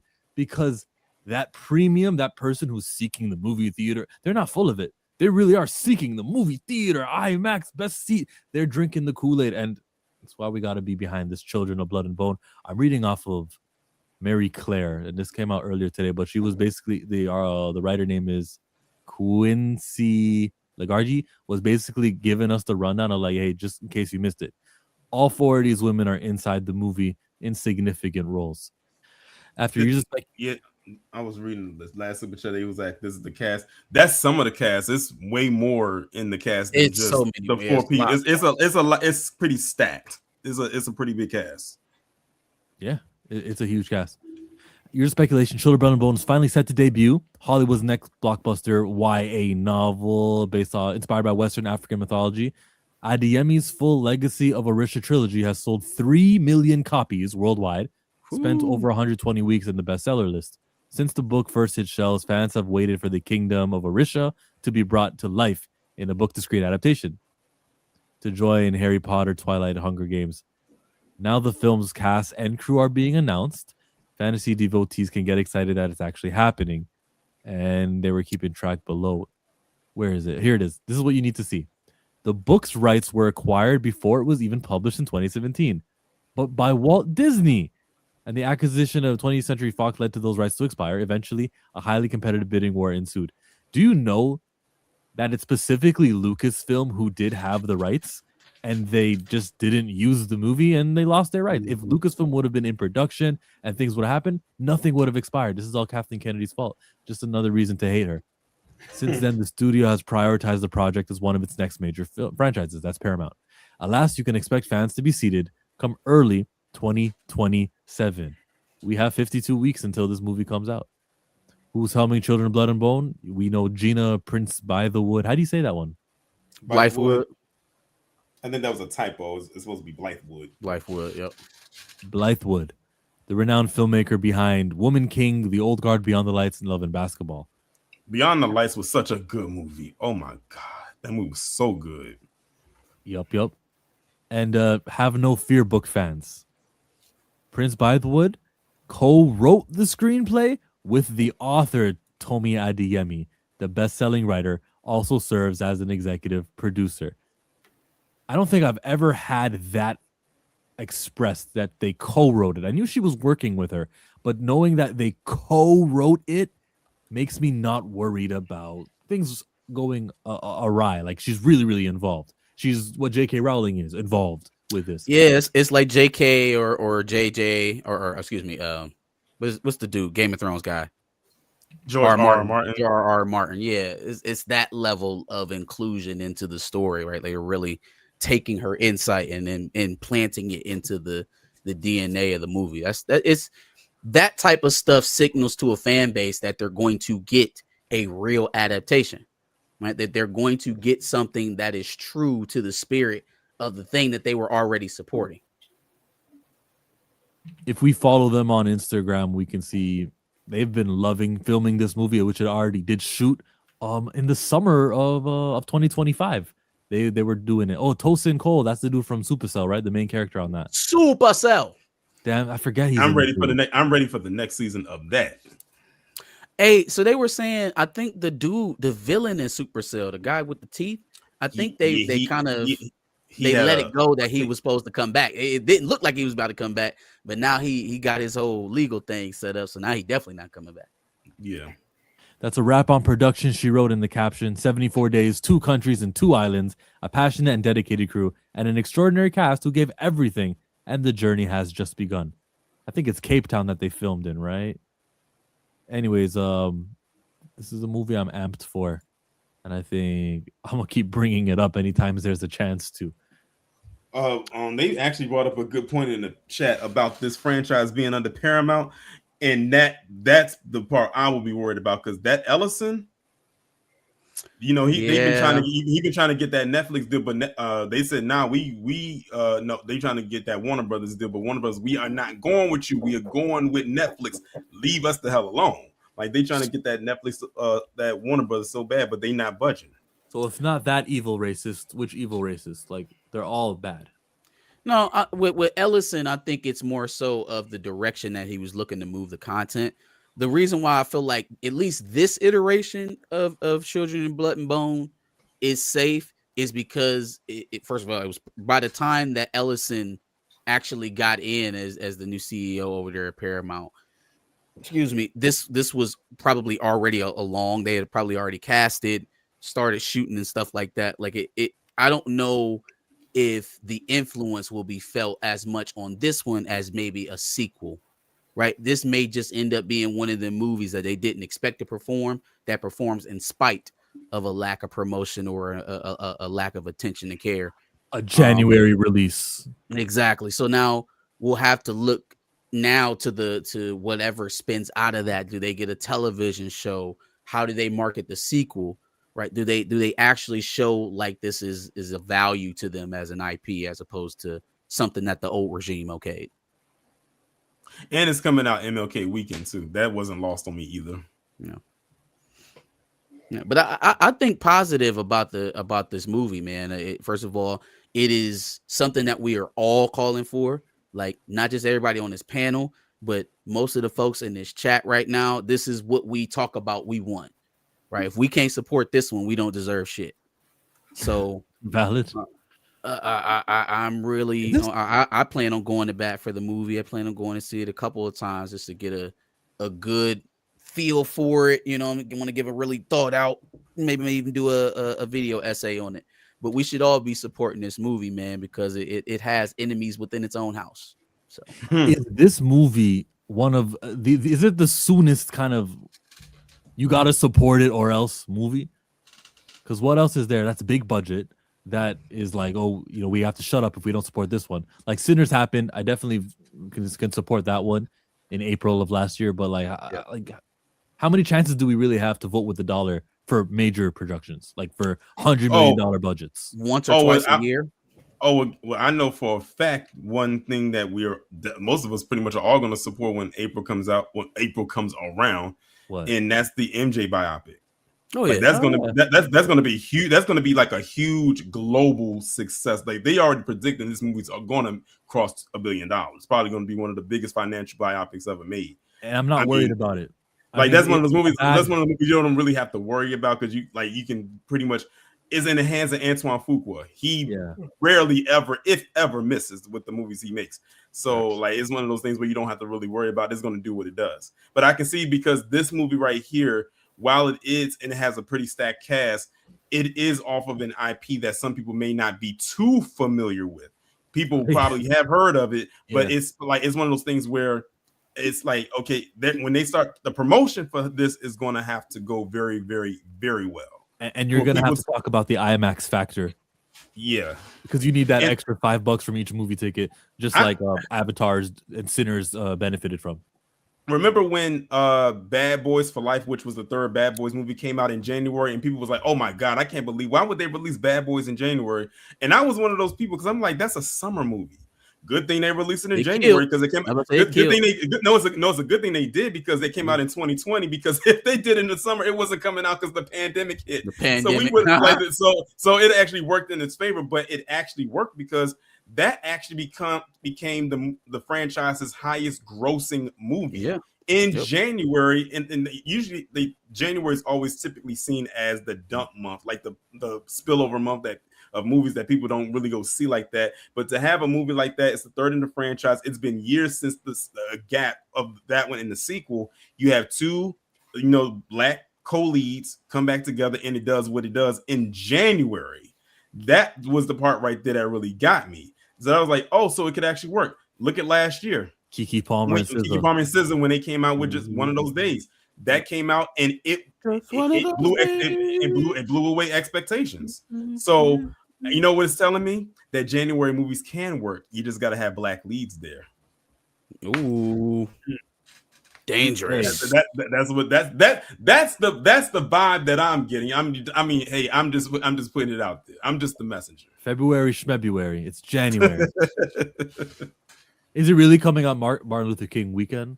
Yeah, January 15th. That's MLK birthday weekend. The 15th. Mm-hmm.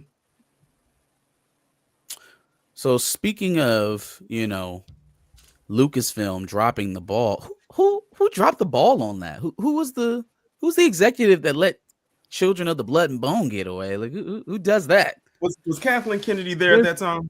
I think it was KK. Kennedy. I just mailed my marketing by adding SMS. This ad should not be playing right now. Marcus, don't ever tee up a topic before I prepare the videos again. Hey, chill. And for some fans, this is going to be like the best news ever. For others, it might not be what you expect. So what is the update? There is a lightsaber fight on water that was filmed by Tom Cruise. Let me repeat that. Tom Cruise filmed a Star Wars scene. He didn't do much, he didn't choreograph it, but one day when he happened to be in London, he joined the set and expressed to Levy that he wanted to watch, and then he offered to hold the camera. Originally, Sean Levy says he meant it as a joke, but, and here's the quote, Cruise, wading into the muddy pond, held the camera like a pro. Yeah, so now when you see the movie, Levy said, you'll know which parts were shot by Tom. How cool is that? So for those who assume... What a guy. Tom First Cruise. of all, he's about to earn that Oscar this topic. weekend. This is Star Wars news? Yeah, we was talking about Kathleen Kennedy on her way out, and then we skipped to the Tom Cruise. This tells you how dead that franchise truly is. If fans are getting excited in the middle of Starfighter, and you're like, oh shit, that's the scene that Tom Cruise did, and it changes anything for the film for you? Wow. Well, maybe it doesn't change anything, but that is cool though. That's cool. That It's not cool. Tom's a great stunt man. He's an awesome stunt I'm guy. gonna tell you. Yeah, hey, okay. Hey, yeah. What movie star do you know that's better at stunts than Tom Cruise? I'm not questioning the Maybe man's Jason stunts. Statham. I'm not questioning the man's stunts. I guess just personally for me, watching a Star Wars film, I don't know. I feel like they need to get their scripts together first before we get excited about celebrities coming in and filming. I'm not saying it's gonna make the movie, but it's a cool little tidbit that he was in there actually choreographing a lightsaber fight. And I'm not trying to keep continually shit on Star Wars because I love it, but at the same time, Starfighter, Sean Levy, I'm worried. Where I wasn't, I'm worried. This is why we shouldn't have handled the stories like this, because we are headed a gate to talk about this and the prospects of Lucasfilm. We got to talk about their organizational chart first and how that plays a factor in what's going on here. Because their organizational chart. Well, it's seeming like your boy Filoni is finally stepping into his. Talking about Filoni's. Yeah, because. You mean Kathleen Kennedy, aka the first female Sith Lord, is about to be up out of there? Out of there, gone. Now everybody don't cheer at once. Now, the last time we did that, she was like, "I'm staying." Right. She did. Excitement now. She did. She said, "Oh, gotcha, bitch."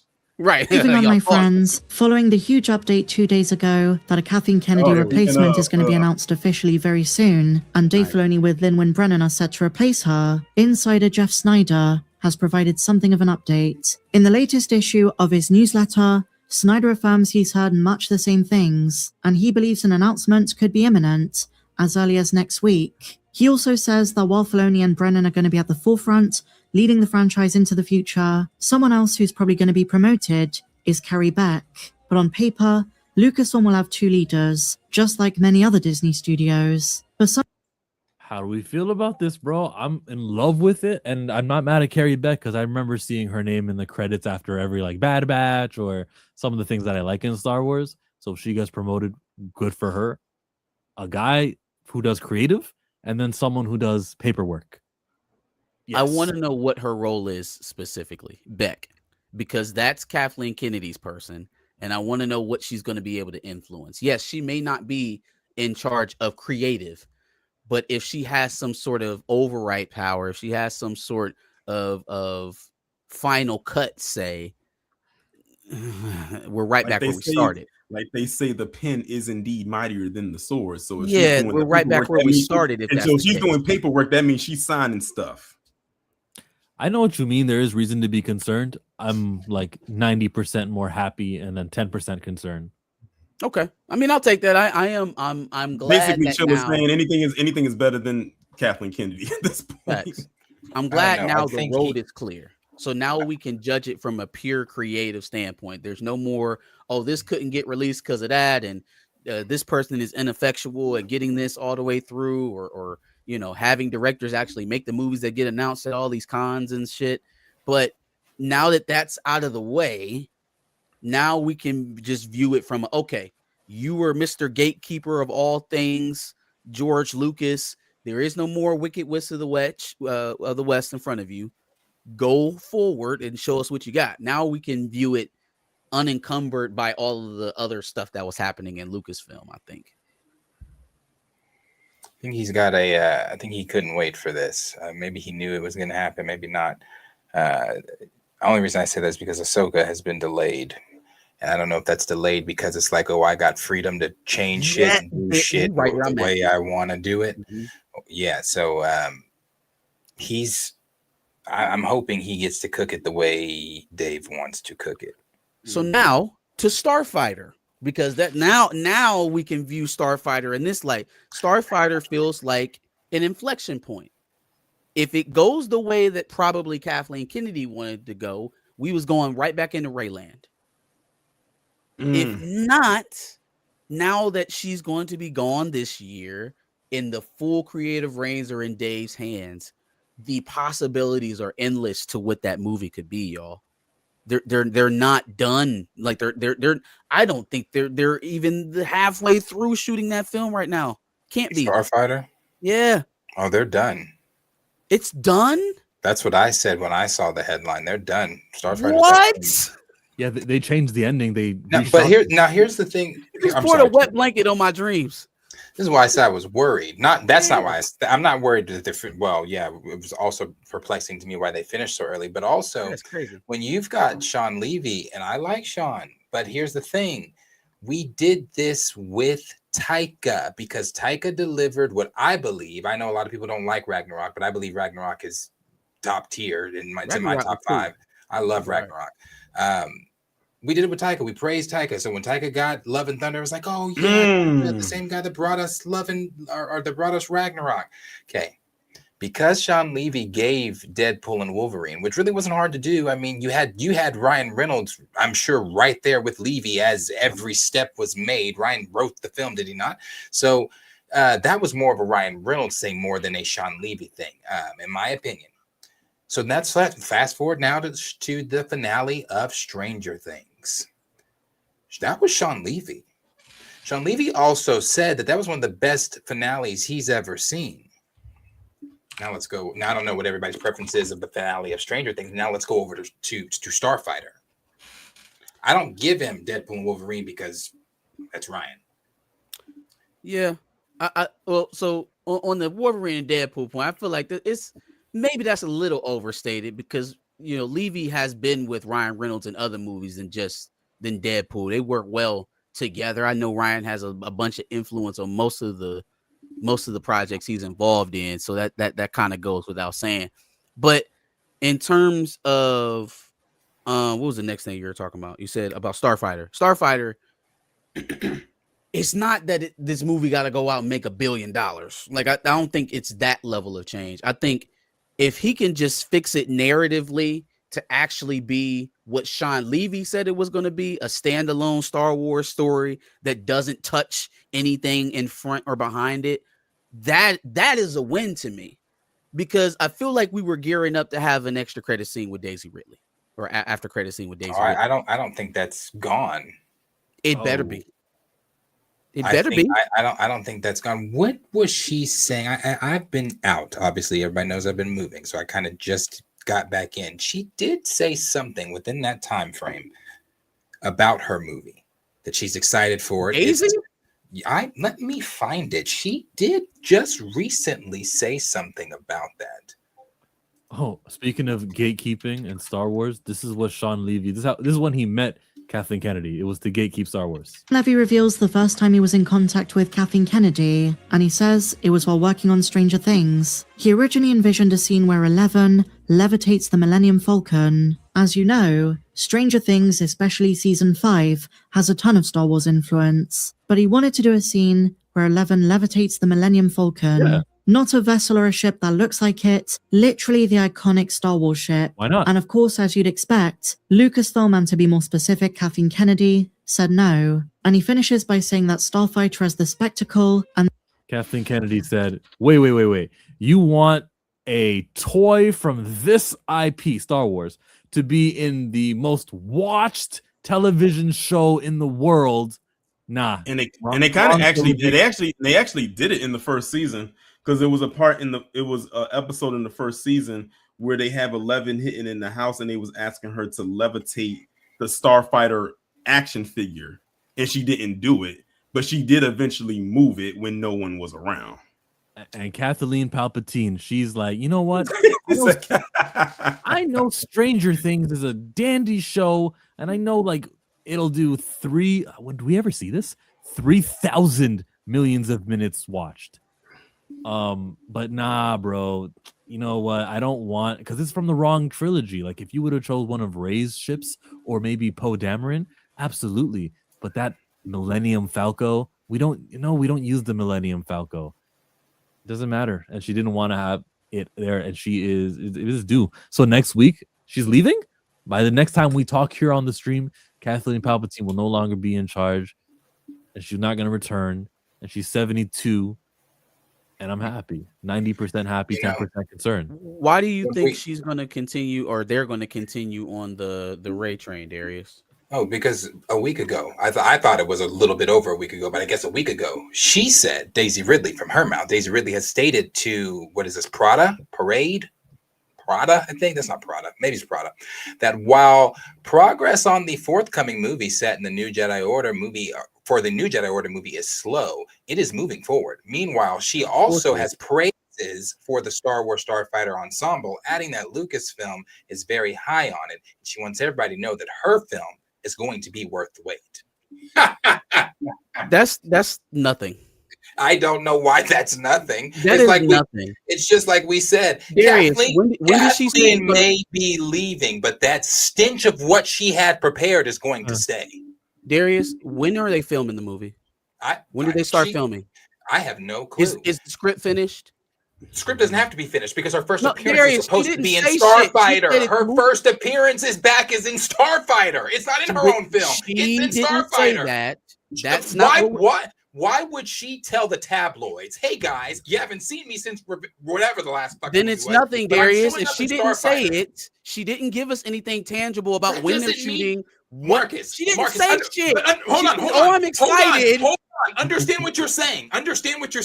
That would be like Chris Evans telling us before the trailer came out, "Hey guys, I'm in Doomsday." She didn't say she was in Starfighter. That is not what came out of your mouth. Say he's gonna be not what she said. It's not what the hell she said. She said it's moving, even though it's delayed, it's moving along. That is not the move. What the fuck does moving along mean? Yes, what is she's that? talking about her film. Her first appearance back from episode 9 is in Starfighter. I'm not going to tell the tabloids to spoil that for everybody. Tell, hey, by the way, I'm in Starfighter. Okay. Why would she do that? If that was the plan, because that's what we're talking about here. We're talking about Filoni changing that, right? I was talking about whether or not her film, the Rey trilogy that was planned with Kennedy, is on the tracks. It's still moving forward with Filoni. I was asking you why you think that train is still going. Now, if the answer to that was her saying, "Oh, I know it's been delayed a couple times now, but it's still happening." Okay, you can shove that. That don't sound like nothing tangible to me. Doesn't sound like shit. It sounds like she's kicking the can down the road because she don't have no answers either. The reason I am clinging to what she is saying in that without her giving any tangible whatever the fuck is because her next appearance is in Starfighter. No, she didn't say that. She didn't say that her next appearance is in Starfighter. But her next appearance is in Starfighter, which is going to lead us into her new order because she's taking that fucking kid is getting ushered to her to get trained. Let's say I believe you. That's the leak. That's the plot. Not even that I believe you. Let's say that's where we're at. That's where we're at, right? She's in the movie. They're giving the kid to Rey. She is going to be an after credit scene. Okay, cool. That's where we at right now, Dave Filoni. So as your first official thing as the head of creative over there at Lucasfilm, change that shit. Because if he knowingly walks us right back into a whole nother Rey saga, then he's really no different than what we were just getting from Kathleen Kennedy. If that's what you're telling me you think, then okay, either that or Dave is going to do what he's doing with Ahsoka, and I'm assuming he's doing this with Ahsoka, delaying Ahsoka to go in there and tinker with shit he wants to put in there and throw all the Star Wars knowledge he has in there. And then with whatever project you want to do, whatever Kathleen already had set up, he might, I don't know, I wasn't in these rooms, but may be honoring those projects. I'm going to continue to let you have what you had going on. It doesn't interfere with my stuff. Sinking the company. It was sinking the studio. Why would we continue doing the things that was turning the audience away now that you have the reins? Now, again, it's totally possible that that's the way it goes. I'm not ruling it out. I'm saying, though, again. And we've also heard Dave come out and support Kathy.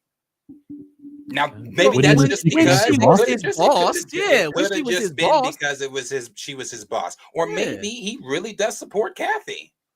I mean, I'm giving Starfighter and I'm giving Mandalorian and Grogu, these two movies, they've been produced during the Kennedy era, that are going to happen. The movies after that, though, then I can give Dave Filoni full on blame for everything. I don't know where Arthur's getting his newest reports from, but you might want to Google that, Twitter that, something with that. He's not changing anything. It's been delayed. They're going back and they're redoing some things. So then hold on, wait a goddamn minute. Starfighter is finished. They went back and changed the ending. Kathleen Kennedy is announced to be moving on. Her successors are named. They're going back and they're changing season 2 of Ahsoka. It's delayed. Yeah, they could be changing. Does that not sound like we're proof. pivoting? That doesn't sound like we're changing shit. Yeah, I mean, we gotta see what the changes are. I gotta know what they are. With this in the studio, that doesn't sound like changes or a change of regime, a change of focus, a change of direction. If we're going back and we're changing things in cinematic, we're changing things on the television side as well. It sounds like there's a narrative change. But what are they changing in Starfighter? What's being changed in Starfighter? They took out the goddamn race scene. We don't know that. We know that they changed the ending. I just don't think that. He better. Man, there are two things.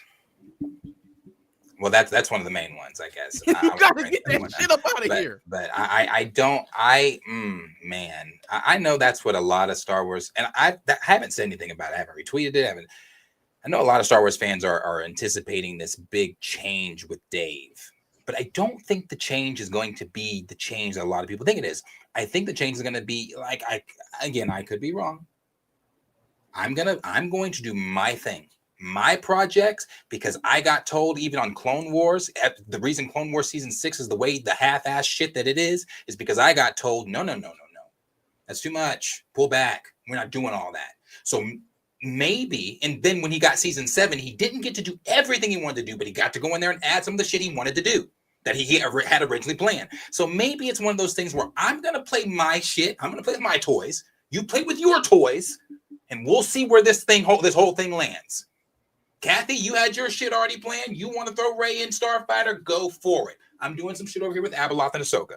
I'm not worried about Rey and Starfighter and whoever the fuck these new characters are. So does it end up being kind of like Henry Cavill and Black Adam? Like it doesn't go anywhere even if she is in Starfighter? I don't see Dave Filoni greenlighting another trilogy with Daisy Ridley. I don't. And if he does, let me find this for Arthur. Then I'll hang it up. Brother, I gotta find this. I'm just looking at the comment. I know Darius got us. Yeah, let me find this for Arthur really quick because he said you cope. There's a reason we are sitting up here and y'all are in the chat. This is what we do. I know what I'm talking about. Let me find it for you, though, really quick. Hold up. Tom Cruise directed a lightsaber battle, supposedly, in Starfighter. This changes everything, Wink. That's a fact. Big whoop. Okay, look. I know it doesn't change everything. I still think it's a fun factoid that during that scene when they're in the muddy waters, Tom Cruise was holding the lens. He's that big of a Star Wars fan. If I was a big Star Wars fan, I was allowed on set, and I was allowed to interact that way, that'd be really cool. Okay. Ahsoka season 2 is delayed. Can I put this link in the if the release is delayed, that could be a true statement.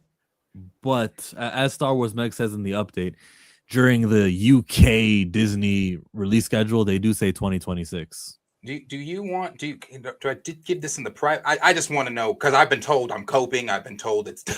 I just want to know where I put this. Where do I drop this link? Where do I drop this? This was 2 days ago. 2 days ago. Yeah, man. It sounds like to me that he finally got the big chair, and he's like, "Bet, all right, call the guys over at Ahsoka. We got some shit to change." Steve. Delete that whole fucking scene, or not Steve. Sean, delete that whole fucking scene with Daisy. Don't tell her, but delete it. All right. Next up, Abeloth. Ideas. Let's go. That's what I imagine happened the day that he heard he was getting Kathleen Kennedy's job. And if it was anything less than that, I'm severely disappointed. For sure. For sure. Chill is in the private chat. You can pull it up. What am I pulling up? The article from the Direct about Ahsoka being delayed.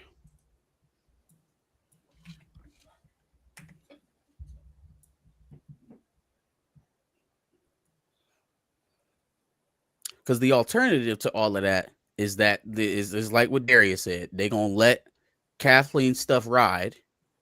He'll try to do his stuff on the other side, and we'll still have this split narrative universe going on in Lucasfilm for a little while until he can totally figure out what to do. It's not a hard question to me. What's making the money go up and what's making the money go down? The race shit, every time they put some of that stuff out there. But Mando was the highest point that they've ever had on Disney Plus, right?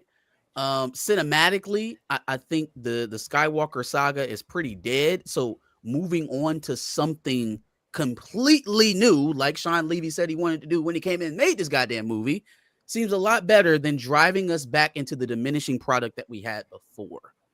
So I don't see it making business sense. I don't even know why would you need to respect Kathleen Kennedy's business making decisions after she's gone? Why? Unless, again, and we talked about in the beginning, Carrie Beck is the plant, and she's there to make sure that Kathleen stuff gets through. The vessel. Well, that's why when I haven't said anything on it. I don't really speak on Star Wars anymore. I'm very excited for the Maul series. Very excited. Cannot wait for it. But that's where my excitement stops. I mean, Ahsoka season 2, of course, too. But my excitement stops at those two.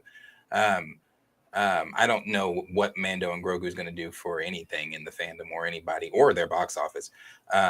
And that's what we really need to work on is that movie. Yeah, and that's why when Chill said Carrie Beck and was like, oh, I've seen her name at the end of Clone Wars things. Hey, brother, Carrie Beck is not an ally. She is not an ally. Carrie Beck is one of the sycophants over there with Kathy. It's like if Kathy's Trump, she's JD. It's you cut off one head, two more will come. So she's gonna be hovering over Dave, I'm sure, because Dave is he higher than her, or are they the same position? I don't. They didn't specifically name Carrie Beck's position. On the website, she right now is lower than he is. Okay. And then when the news thing comes out, they're going to say that he's a president and someone else. Lennon Brennan is the other president. Carrie Beck is still below Dave Filoni on this tree. Let's hope she stays there after her promotion. Yeah, let's hope she stays there. Yeah, they need to be worried about Mando Grogu. What did she do? I know you told me she's not an ally. What did she do? There's just certain like stories and things from behind the scenes, like all things with even with Kathy, things from behind the scenes that she has contributed things to projects being cut, contributed to the dysfunction of the fandom. I mean, like I said, she was Kathy's right hand. Maybe still is Kathy's. What are the things though? Because maybe one of the things she did, I might disagree, is dysfunctional or bad to the fandom. Maybe I might agree with Carrie. Let's see. Being Kathleen Kennedy's handpick is enough for me. Like if she was Moses's Ingram's, if she was behind that campaign of, hey, let's get Ewan McGregor to do a video in his car to speak out against racism, I'm not mad at Carrie Beck for that. No, I don't know anything about that. I don't know. I don't know if that was them or I don't know whose idea that was. But you think that was a good idea? What, the Ewan thing? No, I'm talking to Chill. You thought that was a good idea? With the Ewing thing? The Ewan McGregor racism is bad? Stop being mean to Moses thing. Oh, I don't have a problem with it either. Like, do I think it's a good idea? No, because when you do the video, you draw attention to racism and you let it get larger.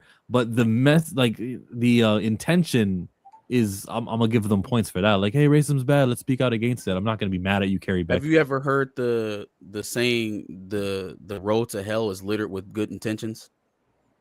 Yeah, I'm agreeing with you that the outcome, like that's how I started. So that's what it did. It provided attention to racism. It mainstreamed it, and they could have left it in the little zones of pockets of the fandom. So then you do criticize the decision making then? Yes, I do. So you don't disagree with Darius? I introduced that Carrie Beck was behind that initiative. I'm saying when he was talking about how what Carrie Beck did Oh. and how she wasn't an ally, you said I may agree with Carrie Beck. You don't agree with Carrie Beck, you agree with Darius. No, I agree with her intention though. Like what I'm trying to say is that I need a specific example of Carrie Beck doing something that is hurtful to the brand or hurtful at least to the content. Like I just chose a random ass example. I don't sound like I agree or disagree with Darius. I got to hear him give me the example. I just used one for the sake of using one. This is going to be an interesting turn of events, and I can't wait to see how it all plays out. Meanwhile, George Lucas and his wife are up in Chicago getting that museum open. Have y'all seen that museum? The way you stuttered, I thought you were going to say divorce. Oh, no. No. The museum, the art museum, the George The Lucas art museum. Center. And he had to make sure and tell people, he said, look, it's an art museum. It is not a Star Wars museum. Because people saw that and immediately, oh, man, it's going to be a Star Wars museum. He said, no, it's not a Star Wars museum. Until you just said it, I thought it was a Star Wars museum. He didn't even want to put Star Wars artifacts in there. I think there's like I think he said there's like a few, but he didn't want to. It is like you gotta think with a Star Wars museum, that would have to be a museum that's dedicated all to itself, where it's just nothing but Star Wars. Would he even be able to do that since Disney technically owns the right to all of that stuff? I don't even know if he'd be able to make a Star Wars specific good point. museum. That's a good point. How was I the devil's advocate, level head, moderate? What? Yeah, So I you don't. remove that. Go ahead. CJ says, so you remove that people are suddenly lost. Kathy Kennedy has been living rent-free in the fandom. So you remove that, people are suddenly lost. No, I think those angry Star Wars people are still going to be angry. Like Star Wars had a negative, like, you know, since the prequels, even before that, the Ewoks, the Christmas special, there's always been that. So that's not going away. They're at such a place with Star Wars where it really doesn't matter. You're going to have people that are going to hate it just because they want to hate it, but they've dug that hole. They have done that to themselves. You were on such a high with The Mandalorian. The fact that you couldn't just ride that high and continue to release content like that first season, it's embarrassing, bro. Is beyond me. It's embarrassing where they were at after season 2 of Mando Grogu when Luke came back, and where they ended up. Oh my God! Season 3 was abysmal. Abysmal. And Dave Filoni had a front row seat because he did direct the episode of Book of Boba Fett featuring Luke and Grogu, and he decided to go back. He was there watching Kathleen Kennedy go, no, put this in Book of Boba Fett. They did not fit at all, but we need to sell toys, and effed with Jon Favreau's vision. And Dave Filoni's been friends longer with Favreau than he has with Kennedy. Remember when they did the... My bad, Tori, and I didn't mean to cut you off. Remember the episode that they did where they had Ahsoka in there? Oh my God, that Mandalorian and Grogu episode that had I think that was season 2, because that was like it was a filler episode, but it worked because we know that was promo for her show, and that was the first time we saw Ahsoka in live action, and people online, myself included, went crazy when we saw that. Are we talking about in season 2 or in season 3, the episode with Luke? It was season 2. 5, the Jedi. Oh, the Jedi. Okay, yeah. That was when they were still going for internet breaking type of moments, right? They were trying to get people to watch at Disney 3 a.m. Literally, I was staying up all night to see those episodes. No, that was a good time. That was a good great time. It was a fun time. It's just, and it's crazy that you just, again, you dropped that. You dropped the ball on that, and now you're in a hole that I don't see them ever really getting out of. Ever. And then it was it season 1 or season 2 when Luke showed up at the end? Was that season 1? 2? Oh, that was season 2. It was season 2. But remember, they had him show up again in season 3. They did. Or no. I'm sorry. It's the Book of Boba Fett. It was the Book of Boba Fett because which was basically Mando season 3. Yes. Yeah. Mando 2.5. And when in that part where he comes up, when he pulls up on the ship, and it was like, who was this? Because they didn't know who it was. He just came up in the fighter jet, and he pulled in there, and all the smoke was there, and all you heard was the lightsaber, and it was green. When I tell you every reactor, that was every reactor's wet dream right there. Every Star Wars fan went crazy with that part. Even people who were casual fans of Star Wars who probably didn't know the lore, but they knew that Skywalker name when that lightsaber was pushed out in the smoke, and he's fighting in the smoke. I'm like, that whole scene was nice. That is what, honestly, like you it said, was that's the of Vader. formula they should have kept. Vaderish.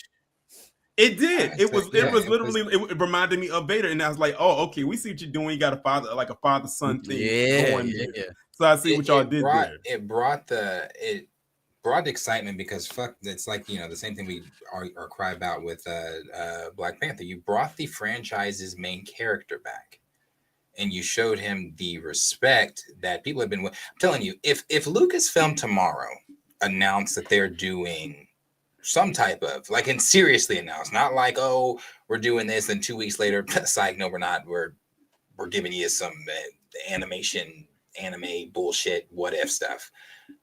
If they announce tomorrow they're doing a Luke Skywalker project, the fandom might just be like, okay, okay, gotta do one more chance. One more chance. Mark Hamill has done voice work before. He can voice Luke Skywalker somewhere between Return of the Jedi and between what's it called, Force Awakens. What was Luke up to? You can do some animated show there and make everyone happy. It won't happen with Kennedy because, as we just saw, Sean Livy asked, "Can I use the Millennium Falcon in Stranger Things?" And she said, "Nah, bro, nah, none of that stuff. I know 1980s, I get it. No, you can't use it." Okay, but I saw people on Twitter, and I agree. And I've said this before here and on Chill and I's morning show, that you want to delete stuff, you got to use. I know David said the world between worlds is not a time machine. You can't change. You got to retcon that. You got to use that motherfucker to change shit, because if you really want the fandom, I mean, somewhat back, maybe go back, retcon it back to 6, and then do proper Skywalker, Luke, Leia, their children, Han and Leia's kids. Do the proper stuff. Do it right, and you could do the Luke face that you used in Boba Fett, Book of Boba Fett. That's how you properly do an effect like that, because I really believe that was a real person. Yes, I really believe that was Mark Hamill. yeah, that was dope. That looked great. So yeah. So I asked y'all this earlier. Do you think that Favreau changes his mind? He sticks around a little bit longer? I think they've had the conversation, because I need you. I'm not saying like I need you, like, well, please, but like, we work so good together. We had a cohesive story already set up until this evil witch came in and destroyed it all. we had this whole thing. By now we should be seeing Grogu talking, doing flipping out his lightsaber with, I'm talking. Yeah. That's why season 4. Let's do it. Right, because honestly, since they are coming out with that Mando and Grogu movie, that's what I would have preferred to see from him, from the Grogu character in this movie, is him using the lightsaber. I mean, what was the point of him going off with Luke at the end of season 2 to do his training, and he hasn't even done that yet? But see, Kathy didn't like that. She said, no, that doesn't sell merchandise. Him going off with Luke, we can't sell that. He's gone. He's not here. So she needs to be gone. It leaked, bro, and when it leaked, into a galaxy far, far away. When the original leaks that came out for that season 3, or season 3, I think it was, stuff. One of the leaks that came out said that he's going to be in some type of Iron Man type suit, Grogu, and I said, no, bullshit, no, he's not. And then when it happened, I said, oh wow, it was a toy. They did that. So I really, and this Mando Grogu film is, I don't know what I really don't know how they're marketing this. And the reason I say that is because you're giving, Mando and Grogu, cool. Those are, I guess, the 2 characters that you could say maybe could be the draw, but you're now promoting Jabba's son, who nobody knows unless you watch the Clone Wars movie, the animated Clone Wars movie in 2008. You don't know his son. And then you're marketing another Clone Wars character, Imbo, who's a bounty hunter that only shows up in Clone Wars.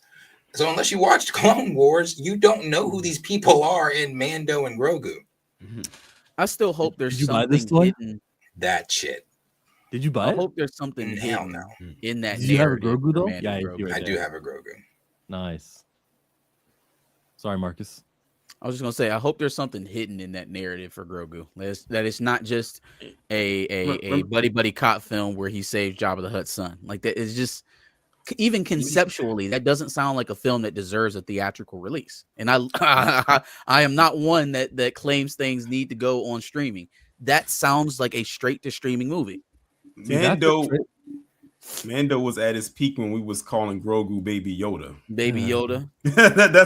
that's when Mando was at his peak, when we didn't know his real name, so we just kept calling him Baby Yoda. Well, actually, the episode he got his name in, that was the one where Ahsoka Tano comes up and just says it, like after she reads his mind and stuff. Grogu, that's his name. And then Din was like Grogu, and he turned around, huh? That See, moment, that's another man. issue. He's not speaking. I've seen people comparing the Mando Grogu. If he does talk, they've been I didn't watch that movie, the Pokemon movie where Pikachu, I guess, tells Ash, "I love you," and they've been comparing it to that. Like, I bet you his speaking moment is gonna be some shit like this. And I'm like, bro, if it's like him at the very end saying like some dumbass shit. We already know he's not talking because he's doing the same goo goo gaga stuff that he's been doing since. Can we get a time jump in this movie? Can we do? I don't know. If I don't they know. Time jump 1 year, and then the movie just starts with him saying words, not perfectly, but he's talking. Then I can go, yeah, it's been a year since we've seen him. Yeah, why not? Yeah, I think I saw some people saying like they feel like it'll take away the cuteness factor if he starts talking. I said how? Good. I said how? Well, they want to keep that cuteness factor with him there, because it's more appealing to kids. But he can still have like a childlike voice. But he's always going to be small. Like Yoda is like not Yoda was unattractive. small. Yeah, Yoda's not unattractive to kids because he's a warrior. He still sells plenty of merch. I think the idea ultimately for Grogu was to build an ultimate warrior, right? The unison between Jedi and Mandalorian, something legendary. We can't do that if you're still changing his diapers. Like we got to move this along. Man. And like you can still sell all the T-shirts and merchandise when he was Yeah. a baby. Doesn't mean that's going away. Groot still has Baby Groot items selling out of everywhere, and when he's grown and he speaks now. He says, I am Groot. I love you guys. Yeah, I don't know. We'll see. I really don't expect Mando and Grogu to do anything at the box office. Honestly, I'm expecting 500 or below. Oh, that would be something though. That would be something because the budget was somewhere in the 100 millions, so 500 would be okay. And it's crazy because I think Mandalorian and Grogu, if I'm not mistaken, comes out the week after Mortal Kombat 2. Let me do one better. What did Solo make? I think it makes a little bit more than that. Yeah, Solo was like in the 380 or something like that. Was it Right. 4? My bad. That's where I'm putting it. I'm putting 393. I'm putting it in the fours with I'm putting it in the fours. I don't really see this, and maybe because of the Mando Grogu name, that might bring people. It will. What's gonna hurt it? I think what's gonna hurt Mando and Grogu is because of the stain it left in a lot of fans' mouths with the abysmal third season. I think if the third season actually landed the way that it should have, this movie probably would it wouldn't be that much concern for it. But what I think was gonna push this movie, if it gets a push, is it's gonna have a strong word of mouth from people who saw it and said that it was good. It's gonna need a great trailer too. And it'll have to get people to say the people who were kind of on the back burner about it will say, oh, so I've heard some people say it was good, the ratings was good. Okay, now let me go and see it for myself. I think that's what's gonna do it in. Is anyone here on the panel or in chat waiting to hear the movie was good and then you're gonna go and see Mando Grogu? Because I'm concerned. I think that is. I think that's what's gonna have to have a strong word of mouth thing where people said that it was good, and it's got to be a high majority count of people saying that it was good. Like I'm talking about like 85 and higher for people to say that it was good for them to say, okay, I'll go watch it. So now, I think a narrative MacGuffin would help them in that. Like it feels very mundane on what they're building up for that movie right now. So like I don't want to call it straight up bait and switch, but like hiding something underneath the superficial stuff that you've released about the film would help with that. And what that could be is what you were talking about. He's building up over there in Ahsoka land with Abeloth. Maybe he has some sort of overarching Abeloth villain that's in there that kind of connects that in Ahsoka season 2. It's got to be something. It's got to be something. This movie is dead in the water if it's centered around Jabba's son, and that's it. Yeah, that's what I was gonna say. With all that shit I just said, I won't be there first day, but maybe first weekend. I'll probably be there first weekend. And budget, and I was actually shocked that the budget for this movie was actually surprisingly low for a Star Wars type movie. That's because it was originally season 4. Yeah, but they said it only cost like 166 million to make. So if the movie made about if the movie made about $500 million, it already made back its budget. That's it. Yeah, it would be that would so it doesn't have to make that much really technically to become about. It doesn't need to make $1 billion. I will say. I guess when I say a success, let me get out the box office, and that's my fault because I even said somewhere between 4 whatever. It's not going to do any favors for the current state of the fandom. None. Jon Favreau is directing and wrote this movie. I'm not counting him out. I'm not counting John out either. I mean, again, we're forgetting. This was season 4. They just said, hey, let's make it a movie. So I'm not season counting 4, it out. Hold on now. I think this was in place of what was supposed to be. Yeah. Because he still has there are elements on his desk. Yeah. There are some elements I think that he's using. I think if they stick the landing with this, that means that they probably learned from their mistake with what happened with season 3. And I think they said, let's go ahead and release this as a movie. I guess maybe as a filler type of thing. That way it can lead us into, and I guess to say this is a test. If this movie does well, we'll release season 4. However, if it is not, we just gonna have to keep season 4 where it's at. Well, that feels like a setup. It feels like a setup. I thought they had said if this film does good, then they have 2 more sequels for this film, like going to theaters. Yeah. And so I guess if it makes 500, is that them saying, "Oh yeah, well we'll do 2 more in theaters"? Mm-hmm. Off 166 million, maybe. I mean, you could justify it as long as you keep a similar budget. Now, the thing is, you do 500 on 166. Well, the money people would be like, all right, we'll increase this to about 250. Now we expecting you to make 700, 800 million dollars. And so narratively, I guess it would still need something more than just a random Lethal Weapon episode with Star Wars characters. Well, I'm being that Star Wars is my favorite IP ever. I'm rooting for them. I want them to be able to come out of this whatever, but I don't know. When I'm thinking come out of this, and granted, yeah, Mando and Grogu were great title names in 2018 or whatever, but you need to.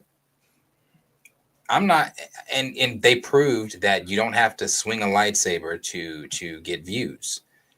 But you need to get back to some force and some excitement. Get back to some familiarity. Yeah, you might be saying, "Oh, well, that's Starfighter." Okay. Because people love to see like that. That's why I brought up the Ahsoka episode, because that was up until that point the first time we saw a lightsaber anything in that show, and I think that's like, and then her character and how she wields those double lightsabers, and so people was very excited about that, and she became a fan favorite because of Clone Wars.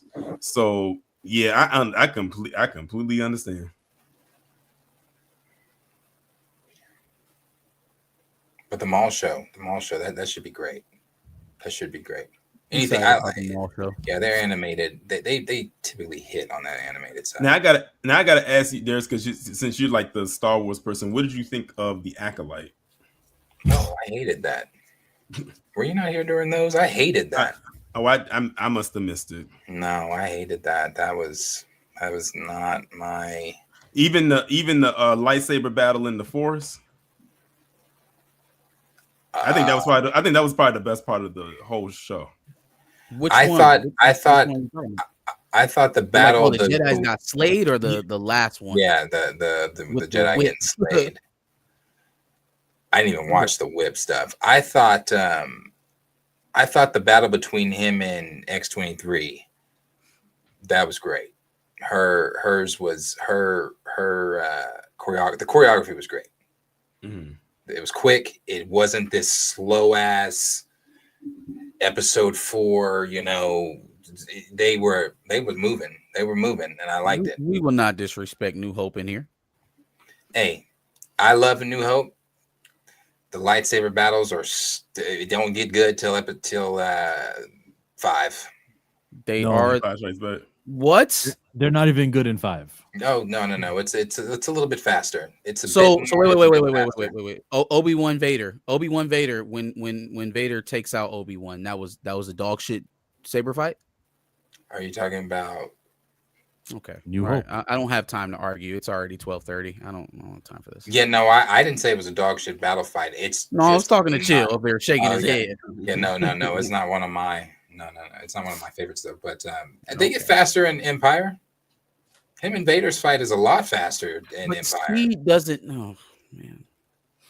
For You like Game of Thrones? For me, I do like Game of Thrones, but I'm not comparing a swords fight to a lightsaber. They may be the same thing. But we were shown an elevation of lightsaber fighting with Phantom Menace, and I will not regress from that. Well, we were shown an elevation of lightsaber fighting with Phantom Menace. Only because of Maul And he had Ewan the McGregor. dual-sided lightsaber, but the style that Qui-Gon deployed was nothing different from what we saw in of course not. Obi-Wan. Wait.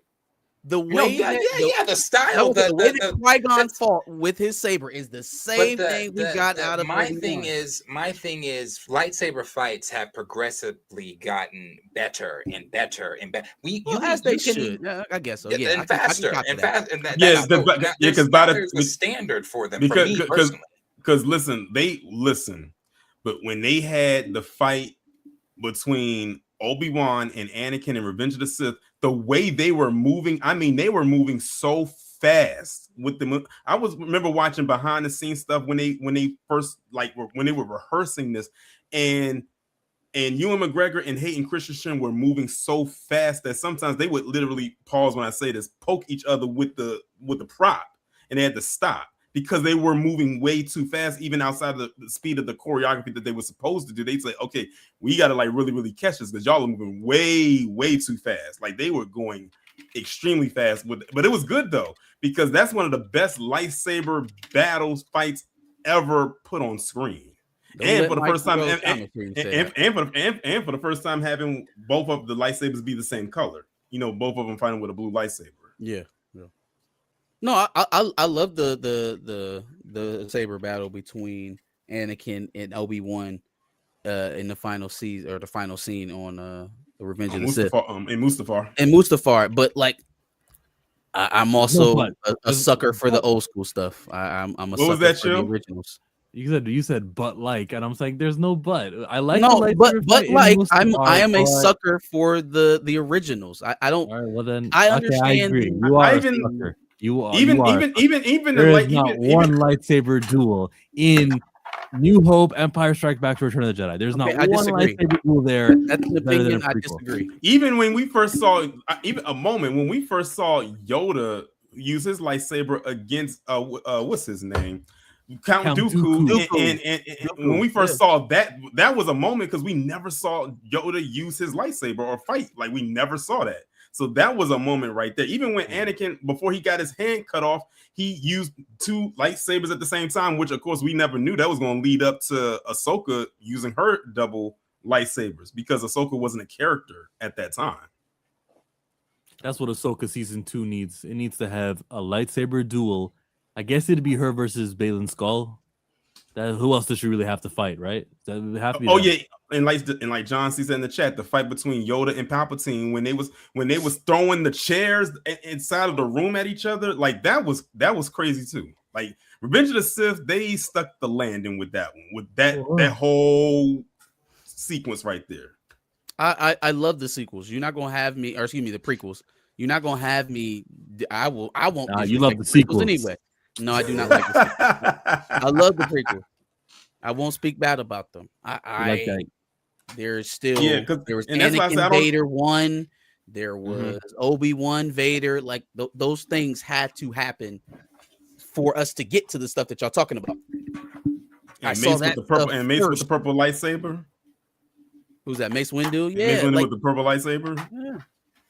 And Samuel Jackson requested that. He said, "I don't want my lightsaber to look like everybody else. I want mine to stand alone." He said, "Make mine's purple," and it worked. That's the character I want in Star Wars. You What, know, Mace I did the Windu? math. He's gonna be 105 years old when Rey, Finn, and Poe face Palpatine again in Rise of Skywalker. He's 105 years old.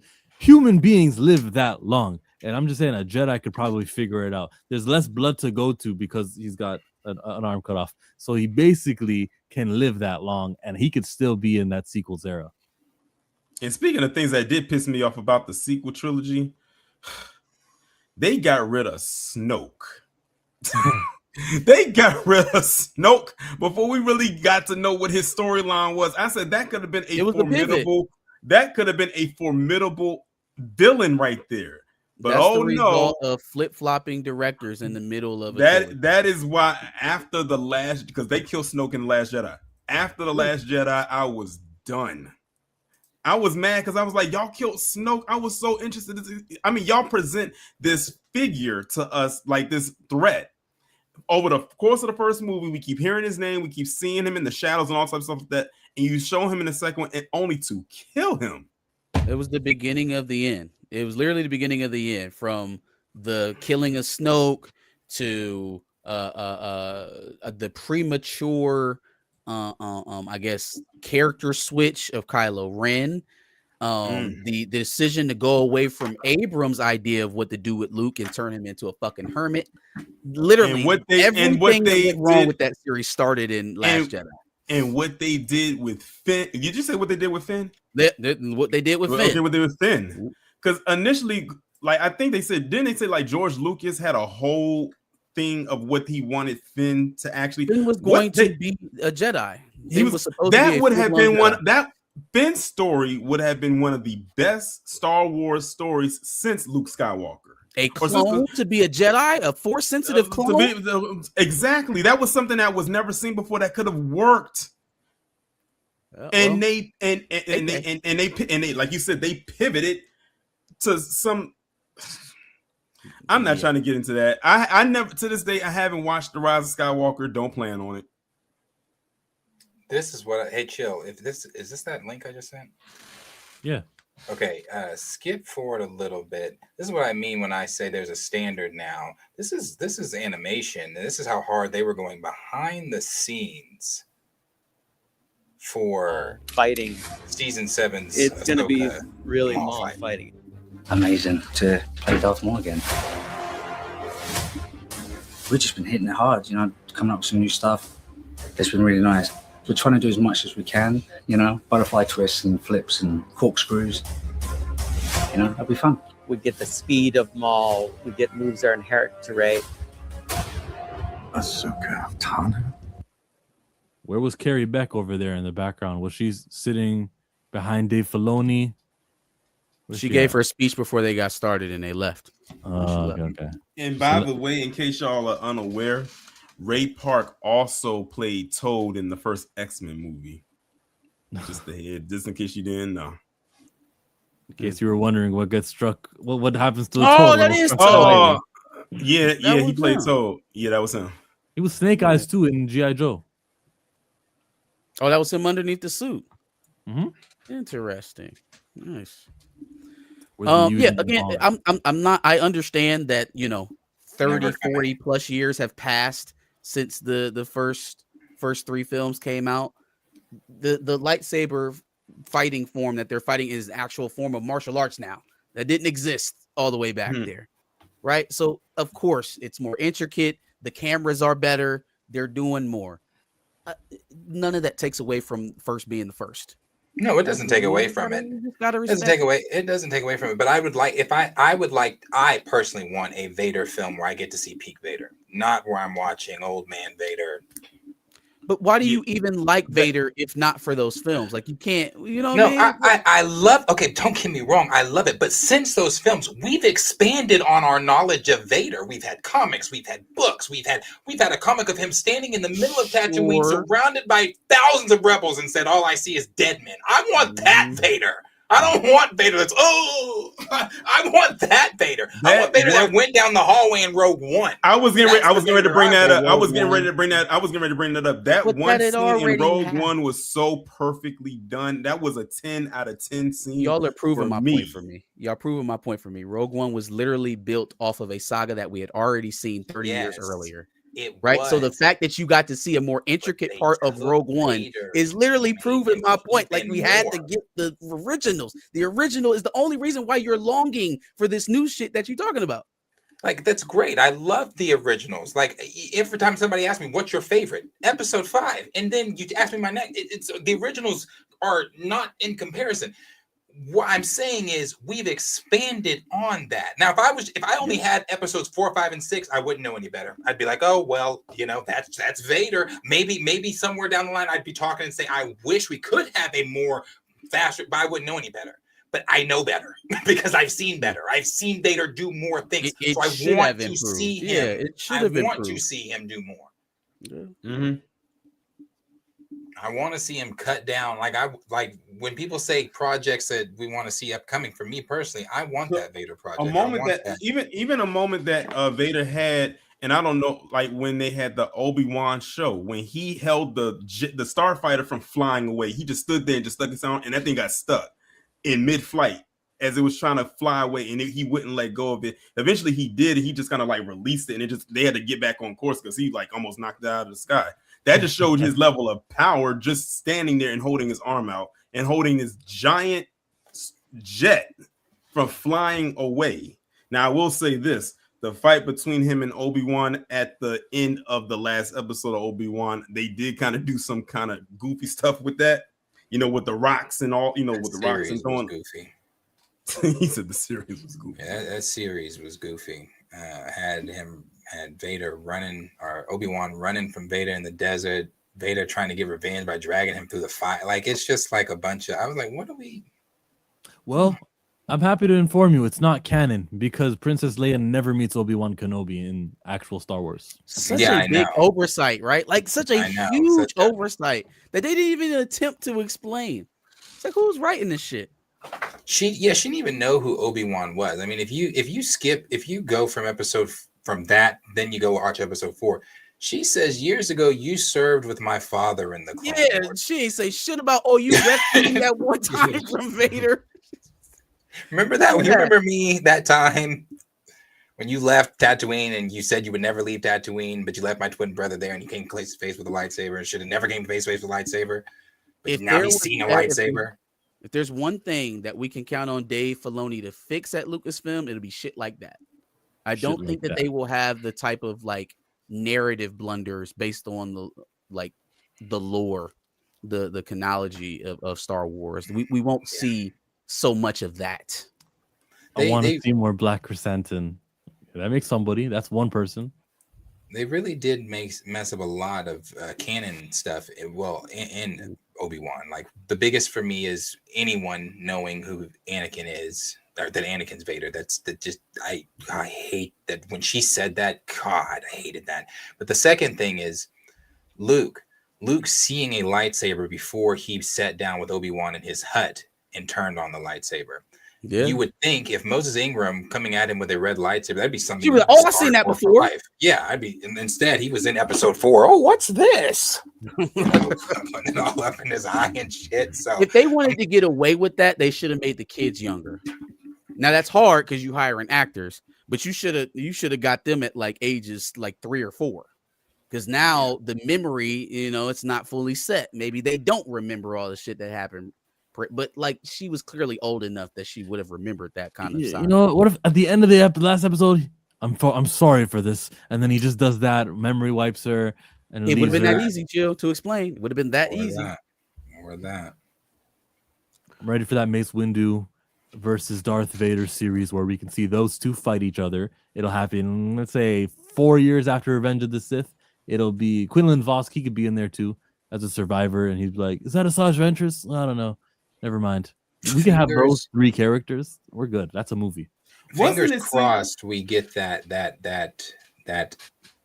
battle in the mall show. Wasn't it Maul Vader?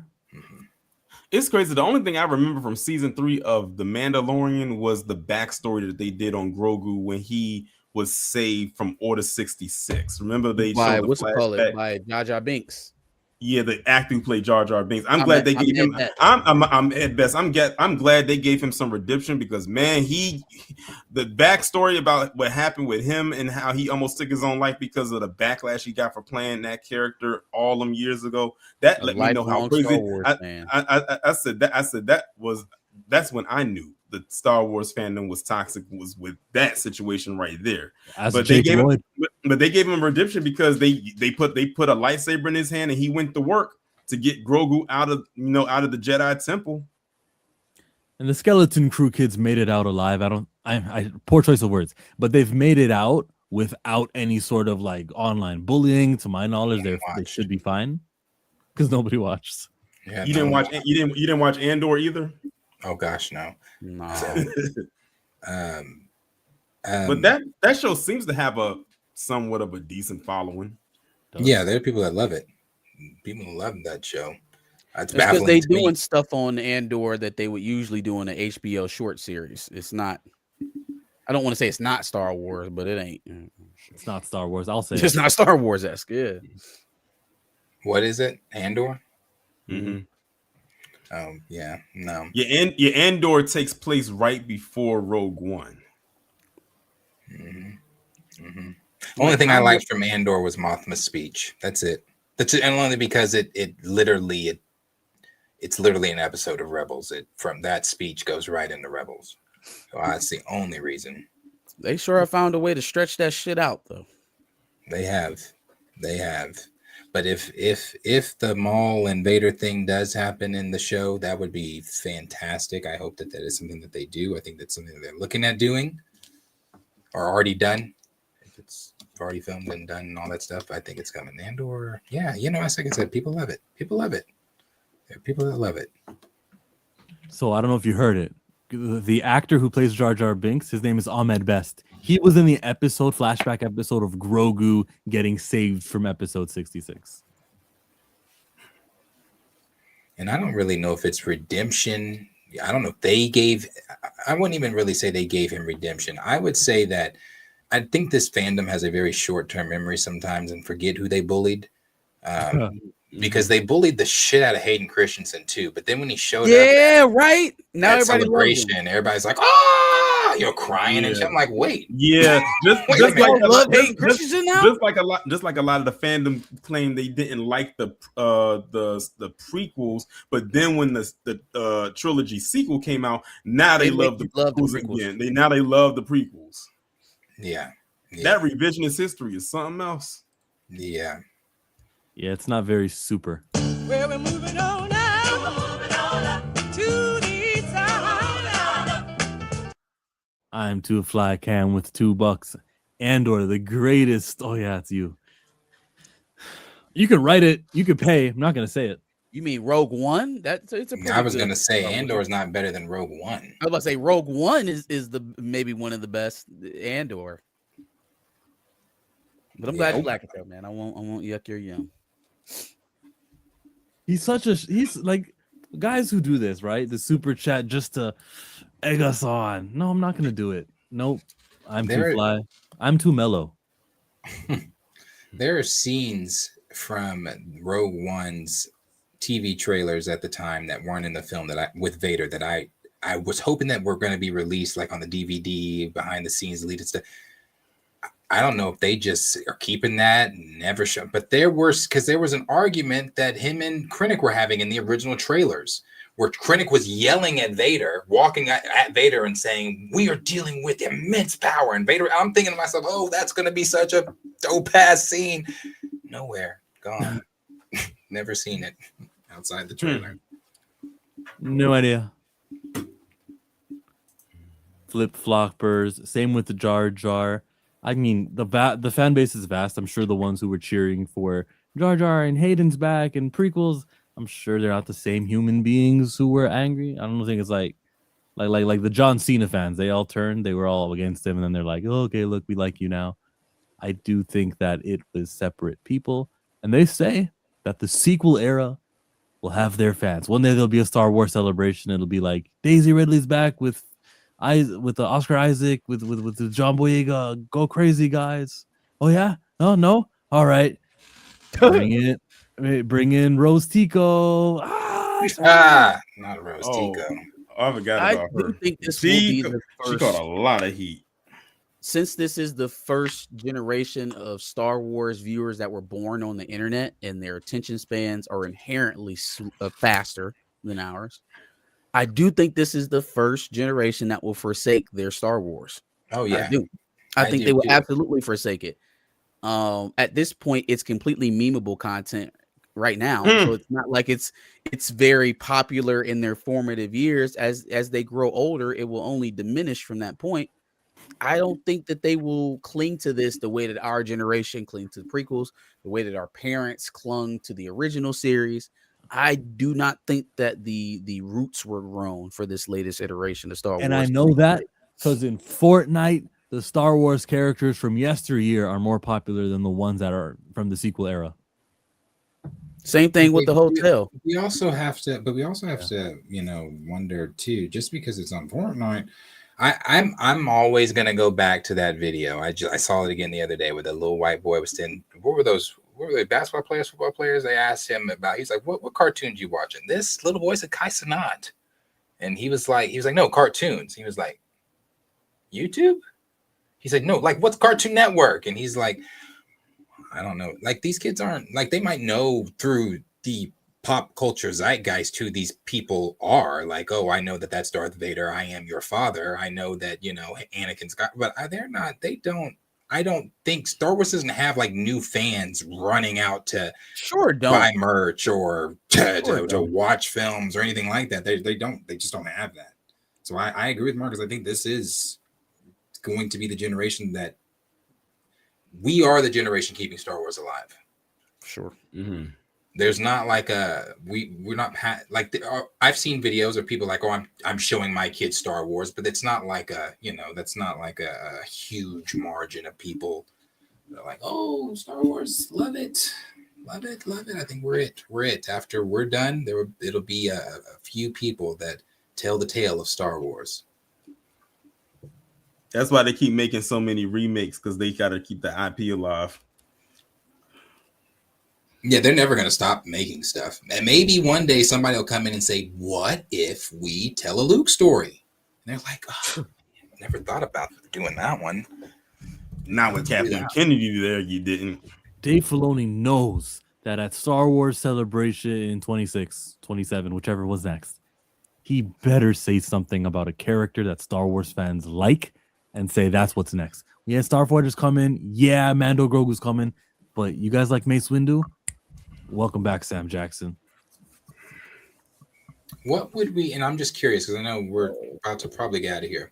Just curious on that last comment there. What would we be missing in the second rewatch of Kenobi? And the only reason I ask that is because in the first time, again, I just said this one. Nobody should know who Vader is.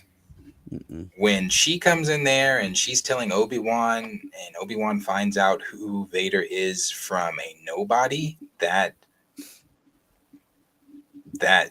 so canon breaking. So many things that were canon breaking were just awful.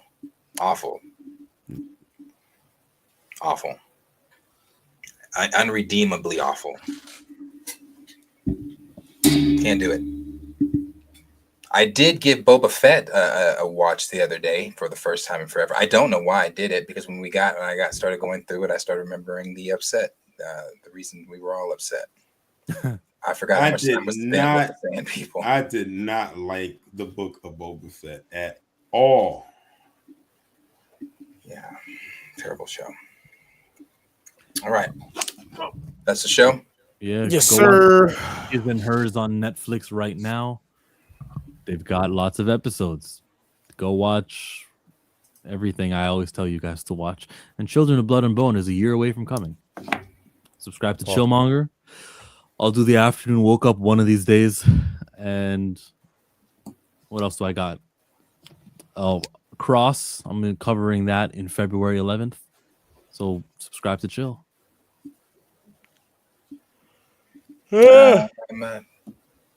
My stuff is back up. Chill and I should be back. We'll discuss things, but we should be back on the morning report maybe next week. Y'all know where to find me. I've missed those morning reports too. Want to appreciate Torian coming on, joining us tonight, being our fourth. No problem. Sir, you know where you can find me. I'll be live on Sundays, back of the bus, doing Dubs and L's and Behind the Cape. Come check me out. You can find me on here. Nobody asked where we could find you. He was damn right in the middle of my spiel. That's crazy. But you can find me on here, Torian Rain Reloaded. Also on Twitter. Well, yeah, I'm gonna call it. I ain't calling it X. Same name, Torian Rain Reloaded. Also on Instagram, Torian_Rain, and on Threads, the same name. And by the way, if y'all not on Threads, y'all really need to get on there because I found so many of my tribe on there. I found my Welcome to Derry tribe on there. I found my Stranger Things tribe on there. I found my Pro-Black tribe on there. I'm telling you, if y'all not on Threads, y'all need to get on there immediately. It's definitely a refresher for me when I need to get away from Twitter. Marcus, you might need to get on Threads after all you've been through these last couple of days. I gotta try battling the anti-recast. You need a breather. Try it. Thank you, Torian. Thank you, Marcus and Darius. Take us home, Josh. Hey, I've been watching y'all every single time on Thursday and Friday because I swear to God, y'all switch up every now and then. But rock out. I'm fucking with it. I'm out. Thank you, Josh. Appreciate it. I know.